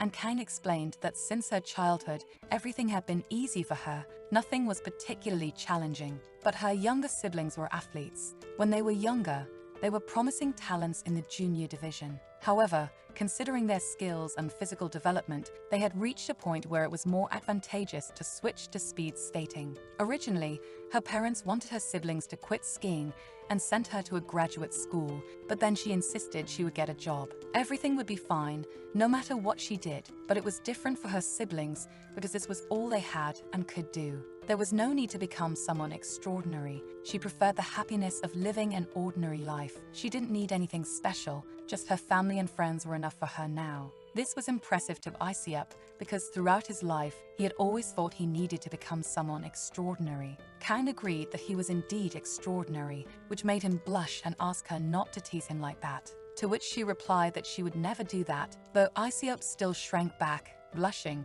and told her at least to wipe her lips. Even though the protagonist was being serious, many people believed that Isiop of the TK group was meant to be the most beautiful flower of all. Many resented Isiop for having a life without hardships, seeing him as a highborn flower with a splendid status. Perhaps it was because Isiop had been working hard his whole life to prove those people wrong. A little later, Isiop realized he had accidentally fallen asleep at his desk and looked at the clock, surprised that it was already past 1 a.m. He also noticed that Kang had fallen asleep on the sofa, and he approached her to wake her up, telling her she needed to go home and sleep more comfortably. However, she didn't wake up, so Isiop smiled and began teasing her, taking advantage of her sleep to call her silly. Noticing that she was deeply asleep, he found himself staring at her for too long, which stirred something in him again, so Isiop had to step away from Kang, grumbling to himself. On another day, on her way to work, Kang got caught in a terrible snowstorm as winter neared its end.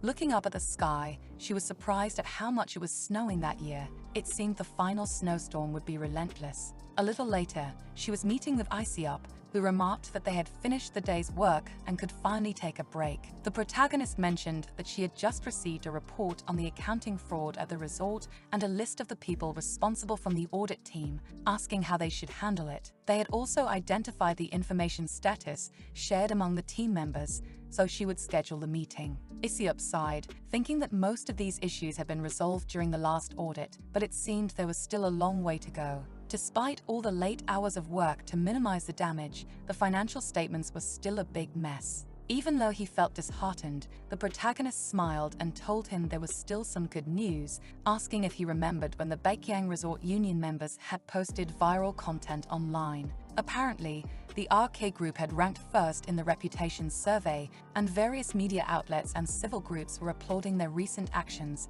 which made Isiop hesitate before replying that he had just done the obvious. He wasn't sure if he really deserved such praise after having acted passively for so long. Smiling, Kang replied that it might not seem obvious, but not everyone would have made the same decision he had, so he definitely deserved the praise. Isiop fell silent, still listening as the protagonist insisted that everything would be fine from now on and that only good things were ahead. She also said she intended to continue giving her best, right by his side, as they worked together. Hearing her words, he blushed slightly and stammered a thank you, but mentally he wondered how he had gotten such a good secretary while only managing to think of inappropriate things when he was alone, making him feel like a complete mess when Kang was so optimistic. Working together every day, he realized this more clearly. Kang not only did things quickly, but she was also incredibly efficient at her job. She had great stamina and enduring mental strength. She was like a machine, which is why the rumors among the staff about her being a robot were not far off given her performance. To his dismay, the truth was that Isiop liked that robot, his first love, after being single for 34 years, and she was a different species altogether. This only made things more torturous in the long run, and Isiop's nightmares about Kang came every night. The more he fought to escape those thoughts, fantasies that he felt awful for having, the more he couldn't stop imagining the details of those dreams. Now, Isiop was even afraid to fall asleep, fearing he would go through it all again, wishing he could have pure dreams once more. With all these nightmares and the constant work pressure, he felt more exhausted than ever. He just wished for all of this to end soon, but of course, things wouldn't happen that way. It was then that Isiop noticed Kang had received a message. She responded and placed her phone face down again. She commented that it was getting late and suggested they order dinner, making him blush as he realized how things had ended up like this. But instead of agreeing, Isiop took out his card and suggested that they go out for dinner, saying they could grab something delicious along the way. So, the two went out to a restaurant that surprised the protagonist with its luxury and elegance. It was even nicer than she had imagined it would be, and Isiop remarked that there were other good items on the menu besides the risotto. The protagonist opened the menu, excited and wondering what to choose, still catching Isiop's attention. He thought that he had never imagined being in a place like this with Kang, just the two of them, where so many couples usually came. It almost felt like a date, which made Isiop think that working late didn't seem so bad. He almost didn't want this moment to end. It made him want to work late every day, even on weekends, so they could go out more often and maybe even watch movies together, even to go to amusement parks, which made Isiop wonder if he was being an idiot for fantasizing about these things now. The protagonist noticed that Isiop wasn't eating and asked if he was feeling okay, but instead, he asked what she was doing that weekend. He was thinking about inviting her on a date, determined to make it happen. Kang paused to think for a moment, not noticing how fast Isiop's heart was beating in his chest. Then she responded that she would be going to Gongju's house, which left Isiop confused because Gongju meant princess. The protagonist explained that it was for the Lunar New Year, making him understand what she meant. Time passed again, and Kang felt that it had been a long time since she last experienced that feeling of comfort. On her way, she crossed paths with two elderly ladies who quickly recognized her, and Kang greeted them. The ladies laughed, saying they were surprised she was still alive because they thought they had lost her to Seoul, making the protagonist smile as well. The protagonist felt a bit embarrassed by the attention, but she brushed it off for the sake of her pride and enjoyment. As she continued towards her family's shop, she thought that her mother had probably put in more effort than necessary again. Still, she opened the door to announce to her mother that she was home, finally returning after such a long time. They had placed a sign outside to let people know they were closed on Sundays. Inside, it was a bit chaotic because the brothers were making a mess of dumplings that were so poorly made they couldn't be sold. This just made them laugh at the mess while Hyeon's mother sighed, saying she knew this would happen from the start. Boys couldn't be trusted with this kind of work, and their sister C agreed that they could just eat the ugly dumplings themselves. One of the twins was happy, while the other complained that instead of making dumplings, they should be practicing for the national team soon. Their mother asked if they were really trying out for the team, and they nodded, explaining that ever since they got sponsorships, their performances had improved significantly. They didn't have to stay on the sidelines anymore, and now their speed training was noteworthy and gaining recognition. It was great that their skills had improved. People at school and the skating rink were always buzzing with curiosity. They wondered why those kids were getting sponsored, and the twins laughed because sponsors only cared about star potential, not gossip. They felt proud knowing they were deserving of the recognition. They were quite the handsome pair of twins. Something undeniable given that their father was good-looking too, which was why their mother married him. In response, their father joked, asking why she was always attacking him when he never did anything, prompting her to hit him instantly and complain that it was precisely because he never helped. The father then asked Kang for help, asking her to stop her mother, while the twins kept laughing at the scene. That's when their mother commented that something felt strange, wondering if Kang had something to do with it, and Kang quickly denied it. But her mother didn't believe that made any sense, even though the protagonist insisted that it was the company that decided on sponsorships, and she had no way of knowing. Her mother agreed, but reminded her that she wasn't just any employee, she was the best one at TK. Beside them, Hyun joked, asking how a single employee could change the company's sponsorships, adding that it was obvious they'd be fired for doing something like that. The protagonist sighed, asking him never to say something like that again, and Hyun laughed at her because she almost choked at the thought of getting fired. Time passed, and the two of them were sitting at a table full of papers, with Hyun stretching and commenting that the labor issue was the biggest problem of the day. Kang replied that considering how many people were affected,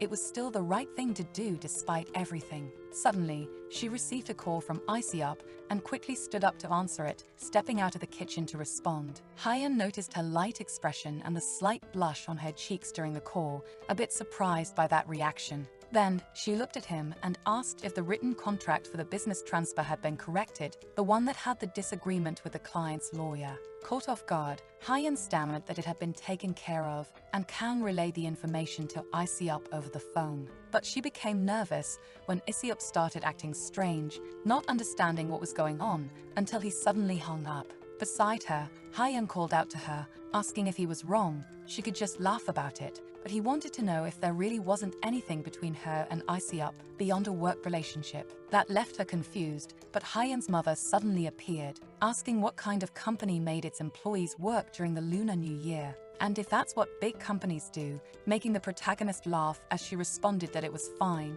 she was working because she wanted to. Even though her mother commented that it was a holiday and noted how hard her daughter had been working lately. She asked if her daughter couldn't stop and eat a little, saying they could make jun and eat some fruit together. Soon, Hyun gestured, saying Kang was busy and that she could leave everything to him. He would help her out. Then he put on an apron. Her mother commented that her son was truly sweet and that it would be wonderful if he could marry with such skills. Later that evening, the protagonist asked her mother to leave the dishes for her to clean up later, but her mother replied that if she had finished working, she should just rest. Still, Kang stood up, saying she hadn't even managed to help in the kitchen and at least wanted to help with the cleaning. But again, her mother insisted that she should relax instead. Despite her mother's persistence, the protagonist didn't give up and took over the dishes, which made her mother a little concerned. A bit later, the two sat down to chop some leeks when her mother hesitated for a moment before bringing up a topic. She tearfully said that Kang didn't need to get married, wondering if she was working so hard because of her brothers. This reaction made the protagonist immediately stand up and comfort her mother, telling her she was just getting emotional with age. Though her mother said that Kang should live her own life too, the protagonist hugged her, reassuring her that she was, even as her mother tearfully added that she wished her daughter would not only be someone's wife, but also someone's mother. Kang told her not to worry, reassuring her that she wasn't seeing anyone. The next day, the whole family worked to serve the customers in the shop, including Kang, who was cheerfully attending to them. However, she was caught off guard when she saw someone suspicious wearing a hoodie, mask, and cap, trying to hide their identity. As many might have expected, after ICUP hung up the phone that way the other day, he went through the 5 stages of grief until he accepted that he was jealous of Hyun spending the holiday with her. Lying in bed, he wasted time on his phone until he decided to search for the location of her family's restaurant. Of course, he found out where it was, which made him sit up in bed and think for a moment before lying back down, feeling that visiting her family's restaurant during the holiday was too much. However, ICUP blushed as he realized he missed Kang and couldn't even entertain the idea of starting to like eating *makuksu*. So, he spent a few days mulling over it until he finally decided to travel to the restaurant, telling himself he would just eat *makuksu* and leave. He tried to disguise himself as subtly as possible, though he didn't realize that it was anything but a decent disguise. A bit later, he found himself explaining to Kang, swearing that it was just a coincidence and that he had simply wanted *makuksu*. She looked at him, questioning if he had to eat *makuksu* in Gonju specifically, to which he replied that he was there because of a contract. But she didn't believe it, especially since he was dressed like that and supposedly working on a holiday. Isiop stammered something about a friend, but then said it didn't matter because he had his own reasons. He removed his cap and asked if she could really kick out a customer like that, making her hesitate before telling him to leave. Isiop asked if he couldn't just visit his employee's family restaurant, order *makuksu*, and say hello to her family to be polite. Kang quickly denied this, already imagining that her parents would want to have a word with him for working her to the bone. She told him he should go before anyone saw him, though Isiop questioned why. When the place was even sponsored by TK, he suggested they could put up another banner saying how Isiop Tai ate there to help promote the shop even more. As he turned to go inside, the protagonist quickly hugged him to stop him, making Isiop blush deeply. Meanwhile, Hyun began calling for Kang near the entrance of the shop, and Isiop quickly noticed this. To avoid being caught, Isiop swiftly pulled Kang into the back room, pressing her against the shelf. Blushing, Kang asked why they needed to do this, and Isiop, also blushing, replied that he felt they couldn't be caught like that. It felt even stranger to Kang,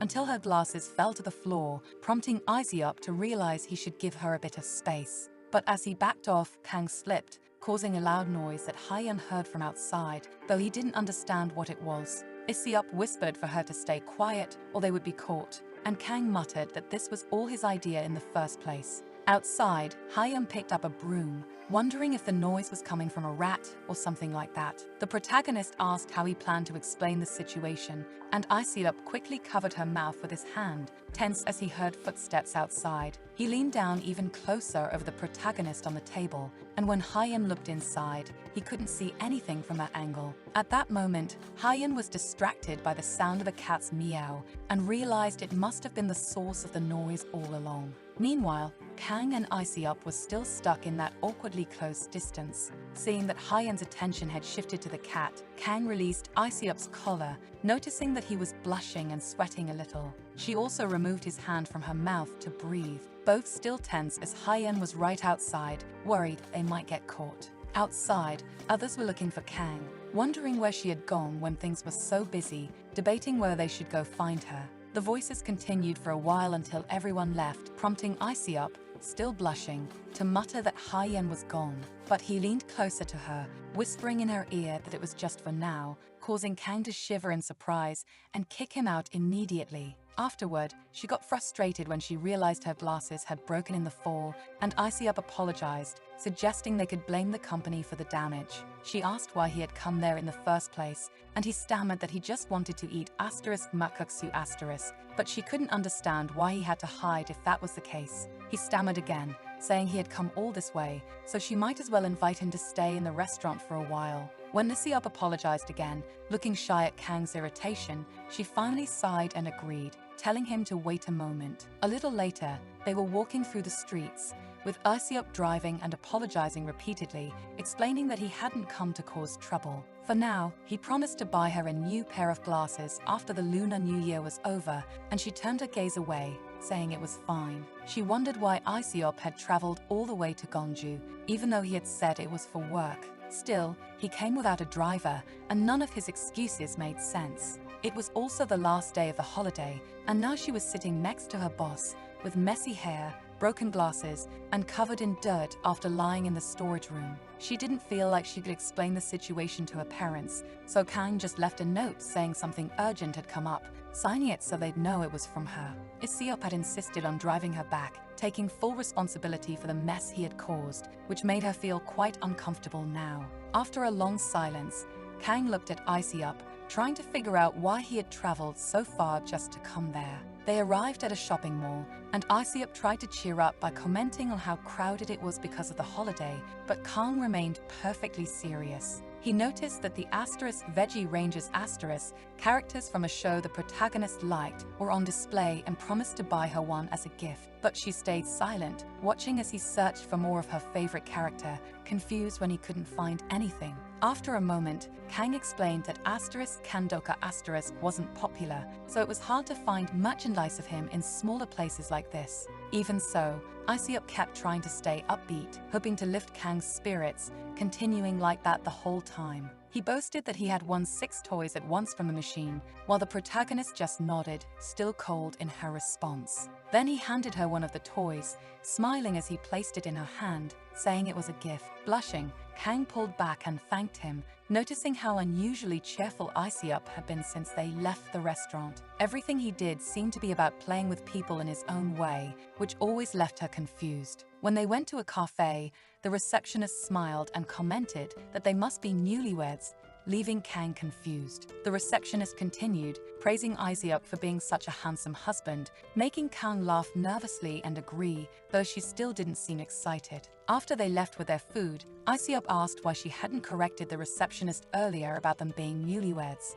Kang apologized if it bothered him, explaining that she just thought it would take too long to explain the truth. But he walked a little faster, stopping in front of her and saying it wasn't about that, it was about the fact that she agreed he was handsome. That made Kang blush, pushing him away while still holding her food, which ended up staining his hoodie. She tried to clean it with a napkin afterward, but he told her it was fine and that he could take care of it himself. Hesitating, the protagonist apologized, promising to buy him a drink to make up for the mess on his clothes. But Iseop insisted again that it wasn't a problem. It was all his fault for making a weird joke so suddenly. After a moment, she asked why he was doing this to her, showing up like that out of nowhere. It was completely unexpected. He didn't even eat street food like he was doing now, which frustrated her because she couldn't understand why he had made the whole trip. Kang asked if he was just trying to mess with her, torturing her for his own amusement, and Iseop replied that he was simply curious to see what the happy, ordinary life she once said she wanted was like. He wanted to see it with his own eyes,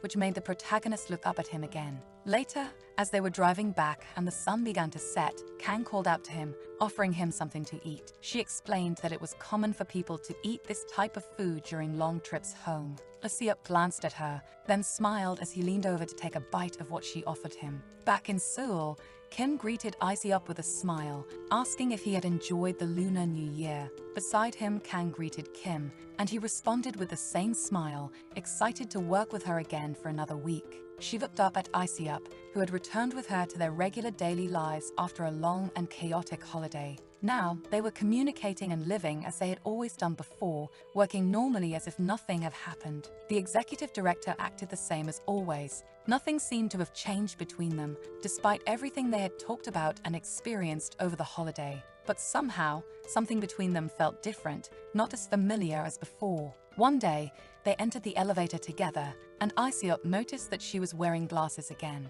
She turned her gaze away, explaining that she always had an extra pair of identical glasses just in case something happened. He observed her for a moment, making her blush as he asked if that was really the case, then casually added that it was a shame because she had beautiful eyes. He said this and left the elevator casually, leaving Kang blushing behind, hesitant to step out after him. It made her think she needed to pull herself together somehow, but it was difficult when he made comments like that. Later, the mansion's kitchen was bustling, with the cooks preparing some fish and adding more garlic. They added 3 pieces of Cheongyang chili with seasonal spices, giving Sunny a chance to taste the dish. She advised them to sweeten it more because he had been saying recently that everything tasted bitter. Honey was too sticky. They should try sugar syrup instead. As the kitchen staff continued preparing, a servant approached to inform her that Director Ta had arrived. In the sitting room, Iseop and Kang greeted Sunay, who smiled as she approached them,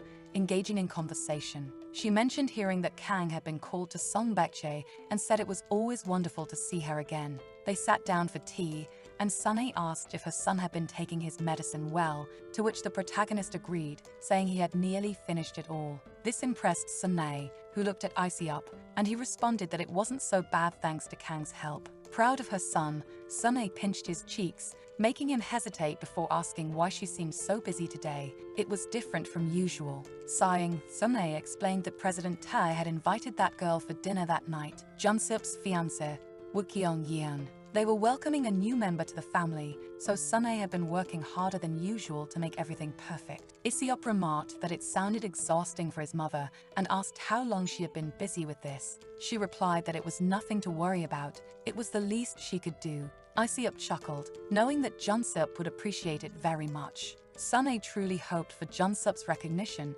as after the company's downfall, he had finally been able to marry, even if it was to someone from an ordinary family. He was just like his mother, having a weakness for such things, and Isiop corrected her, saying that Yeon was a good person. But Sunny didn't seem convinced, saying that people eventually change and questioning why he would want to marry someone who wouldn't bring any benefit. Junsup was in a high enough position where he needed to learn to control his fragile and volatile emotions. After a moment, Isiop asked what was bothering his mother. She seemed troubled by something that must have happened. Placing her hand on Sunny's, Kang hesitated, noticing Sunny's irritated expression as she revealed that she had heard about the engagement plans. She couldn't believe that he had asked her to do this for Siovitae's son. It was too harsh a motivation. Isiop tried to snap her out of her irritation, and Sunny apologized for venting her frustrations in front of the protagonist, acknowledging that it had nothing to do with her. She suggested that Kang could leave now, giving a tense smile as she mentioned that Kang should go see President Ta and that she herself would return to the preparations. With that, Kang went to meet with Siwon, who began reporting that the expected sales had broken the historical maximum of 2.5 trillion won. However, operating profit had decreased by 8% due to employee-related expenses following the recent incidents. Even so, given the nature of the service sector, they expected to see positive public opinion generated by the business's success, ensuring future impact. In terms of sales, they were pursuing expansion by reallocating redundant staff to new business units, with a management goal of increasing sales by 300% over the next 5 years. But Siwon cut her off, stating that anyone could expand and forecast sales. He despised people who were too basic and made claims without evidence, staring at her and asking if Kang was one of those people. In response, Kang asserted that there was plenty of evidence. As a result of the increased customer loyalty index, the repurchase rate had risen by 150%. This offset the reduction in operating profit, and along with sales growth, the ESG index and brand reputation had increased by 120% compared to the previous quarter, which directly reflected the rise in stock prices. The PR team was preparing several campaigns and press releases in line with the completion of the renovation. The marketing strategy leveraged the favorable public opinion about Executive Director Tae, so they expected a positive impact on the brand. She was confident they could achieve the goal and asked Siwon to trust them, promising that he wouldn't be disappointed. After a moment of silence, Siwon responded that he wouldn't have called her there if he didn't trust her from the beginning. It was a compliment, and the protagonist thanked him for it, but he insisted that he had called her for a different reason. He stated that she must know well what kind of company TK Fashion was, and the protagonist agreed. Siwon asked if she was aware that the textile business was tied to the TK group, and Kang confirmed she was. This led Siwon to reveal that the head of the fashion division was currently vacant, and obviously things weren't going well. That was why Siwon was considering appointing Isiop as the head of TK Fashion, and he wanted her to keep that in mind. This revelation caught the protagonist completely off guard, freezing her in surprise and slight shock. A bit later, as they walked through the garden, Kang still pondered the idea of Isiop becoming the head of TK Fashion. Although it wasn't entirely unexpected, President Ta had started the fashion business by selling fabrics for trade and personally managing subcontracting. It was clear he had a special affection for TK Fashion. TK Fashion and Apparel had grown into a massive company, but it had been divided into other divisions as part of the group's new restructuring. The smart move would have been to sell off the low-profit fashion division after the reorganization, but Kang believed it wouldn't be an easy decision for Siwon to make. However, the head of TK Fashion was a very vulnerable position,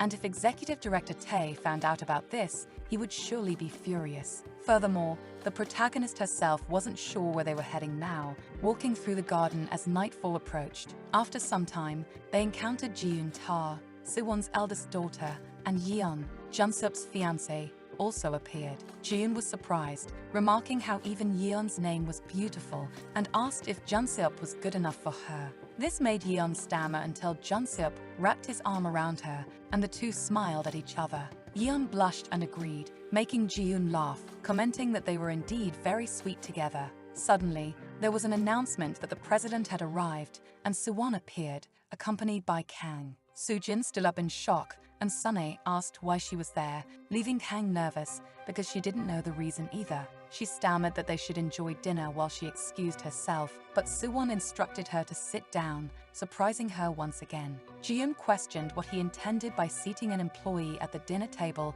in such an ill-mannered way. Sunnae smiled, trying to ease the tension, saying they didn't want to make Kang uncomfortable. When Suwon asked if she felt out of place, the protagonist stammered that she didn't. Suwon stated that a member of the TK family was present at the dinner, and they couldn't just send her away like that, so he instructed them to bring more utensils for her. As they sat down, he asked about the wedding preparations and why Sunnae hadn't mentioned anything yet, offering to help her with the arrangements. This made Sunnae nervous, as she replied that she could handle it herself. Jun-seop then spoke up, telling the president that he wanted to take his time with their engagement and move slowly toward marriage. Suwon asked why, and Jun-seop explained that Yeon was still somewhat young for marriage, to which she mentioned she would be turning 29 soon. The elder responded that 29 was not young, and Jun-seop was too old to be saying such things. Still, Jun-seop joked that his fiancée still seemed like a baby to him, flirting in a way that made her blush and caused Ji-yoon to laugh. Witnessing that cheesy display of affection, Iseop, who had been quietly listening, cringed in second-hand embarrassment. Blushing, Yeon stammered an apology, admitting that she was still lacking in many ways. Suwon then asked when exactly they planned to marry. He also questioned if they were aware that he had initially been against their relationship, to which Jun-seop replied that there had only been an order for the marriage. This was the first marriage in the family, so Jun-seop believed it was only right that the eldest son of his uncle marry first, which surprised Iseop. Jun-seop added that since Iseop was the eldest son of the family, they would take their time until he got married. Sunnae stammered a thank you for the consideration, but Iseop choked on his food, wondering what Jun-seop's problem was for saying such things. However, Suwon agreed that Jun-seop had a point and asked if Iseop was seeing someone, catching him off guard. He nervously glanced at Kang from across the table before looking away and denying that he was seeing anyone. That's when Ji-yoon teased that she had never seen Iseop bring a girlfriend home before, making him even more flustered as he tried to explain himself. She continued, saying there was a name for people like him nowadays. They were probably called loners, and Jun-seop agreed. In response to this humiliation, Iseop stomped on Jun-seop's foot, telling him to shut up, which made Jun-seop chuckle quietly. Suwon scolded Iseop, shouting and hitting the table, asking how he still hadn't found a woman at his age and questioning what he had been doing all this time. Ji-yoon then joked that it was better than being a womanizer like their father, which this time enraged Sunnae. She laughed nervously, saying it was just a joke, while Kang shrank back, feeling too tense to get involved in the conversation. After a moment of silence, Suwon declared that he would arrange for Iseop to meet Professor Choi's daughter. This made Ji-yoon protest, reminding him that Haeyoung Choi had always had a crush on Jun-seop. She added that Haeyoung had said she would rather continue her studies if it wasn't with Jun-seop, which is why she stayed in Germany. Plus, Iseop wasn't even interested in her. Suwon was shocked, asking if that was true. Iseop hesitated before agreeing, while Sunnae reassured her father that Iseop would find a suitable partner soon. This surprised Iseop, who glanced at his mother, but she continued, explaining that they had just been putting it off because he had been too busy.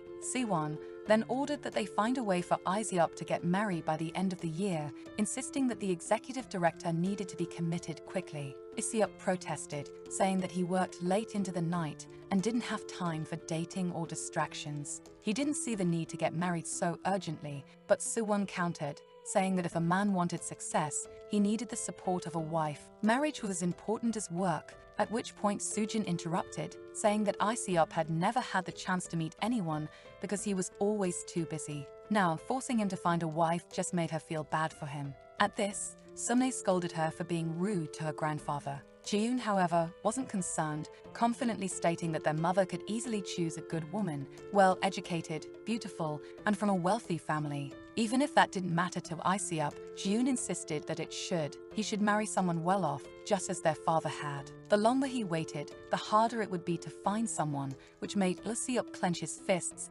visibly irritated. Slowly, he responded sarcastically, saying it seemed as though getting married was as simple as mating. Sune tried to calm Iseup, but he continued, asking why it bothered them so much to the point of forcing him to get married like this. He didn't want to share his space with anyone and couldn't sleep with people nearby. It made him uncomfortable to have others take care of him, so he preferred to be alone. This made his mother ask why he was saying such things.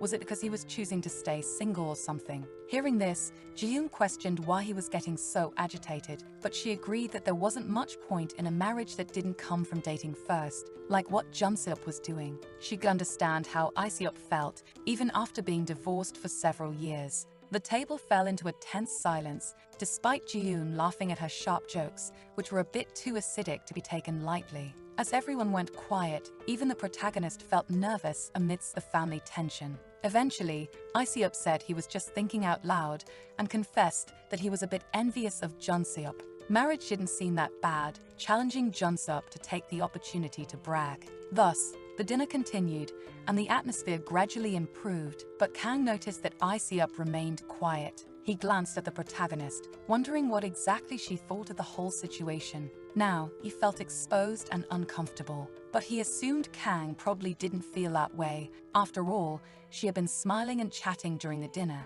That was to be expected, since there was nothing between them, but it still left him feeling a bit lonely and hurt. He could only watch Kang talk with others after dinner as she turned to leave. However, Iseup stopped in his tracks and rushed to grab her wrist, acting on an impulse to speak with her. He told her he would accompany her home, which surprised her, and she pulled her hand away, averting her gaze and saying it was fine. Still, Iseup leaned in to whisper that he would be waiting for her at the back gate. He then turned and walked away, leaving the protagonist behind, speechless and deep in thought. Soon after, the two were in the car, with Iseup driving her home late at night through the city. That's when he started talking, commenting that the earlier situation had been pretty uncomfortable. She replied that it wasn't that bad and apologized for joining such an intimate family dinner. This made him go silent for a moment before he said it was somewhat funny to think about getting married when he had never been in a relationship before. Kang stayed silent, listening, and then responded that he would certainly be happy because he was a wonderful person.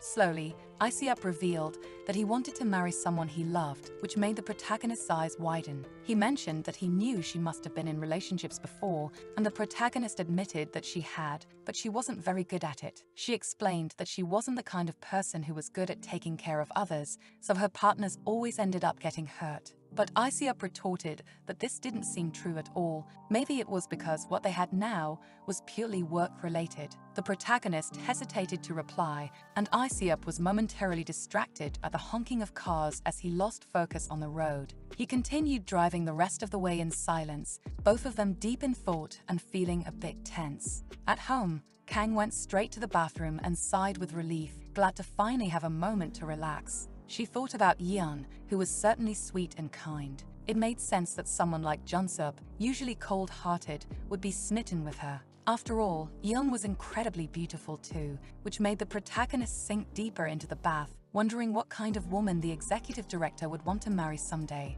Surely, someone like Yeon would be a perfect match. Iseup was kind, talented, and responsible, and getting to know him better revealed that he had a gentle heart. A woman who wanted to marry a man like him would undoubtedly end up very happy over time. After her bath, Kang stood in front of the mirror to do her skincare routine, examining her face and thinking that she looked stern when she didn't smile. Her nose was strong, almost masculine, and she had those lips too, which made her touch her face thoughtfully. She remembered the moment when Iseup had eaten the candy from her hand, his lips brushing against her fingers. Realizing she was daydreaming too much, she lightly slapped her face, trying not to blush at the memory. She wondered what on earth she was thinking. It should all just be about work. She repeated this to herself several times. What should she do about the situation with TK Fashion? Should she tell the executive director the truth? That's when the protagonist looked at the gift she had received earlier from Lee, deciding to pick up the ribbon and considering wearing it. The next day, Kang went to work as usual, but people around her stopped to give her a second glance. That day, The female employees complimented her, saying she looked very beautiful, like a completely different person in that outfit. Kang replied that it was only because it was an important day. The manager laughed, saying he didn't know there was such an occasion and that he hadn't seen her dressed like this in the past 10 years. Kang laughed nervously as the manager asked if she had started dating someone, given how she was dressing. Suddenly, Isiop interrupted, questioning why they were making such a fuss. Kang could dress however she wanted, just because she wanted to. The employees greeted him, and he told everyone to get ready as they had been chatting for too long. The manager agreed and nervously rushed to prepare the necessary documents for work. Isiop instructed them to do a second check on the contract and reconfirm the transfer dates properly to avoid any issues. Time passed until the day of the M and a contract arrived, and Kim complimented the protagonist, saying she looked great that day. He almost didn't recognize her at first, commenting that she looked quite different from the moment he saw her without glasses. Kim teased that she looked beautiful and asked if Isiop didn't think so too, making the protagonist blush as she admitted feeling a bit embarrassed. Kim asked if Kang hadn't expected to get this much attention, given that she had been wearing the same clothes for 10 years. Isiop listened as Kim agreed, curious if there was anything special about that day. The protagonist stammered that it was only because it was the day of the contract. Besides, she thought it would be a good time to start focusing on fashion. This caught Isiop's attention as he heard her ask if she looked strange like this, making the two of them lock eyes in the car for a while. Then he responded that she still looked like the same person as always, making Kang laugh nervously and turn away. However, he noticed that she seemed bothered because he hadn't given her the compliment she was hoping for, pouting a little. This made Isiop burst into laughter, causing Kang to glare at him in irritation, even as he told her that she had always been beautiful, not just now.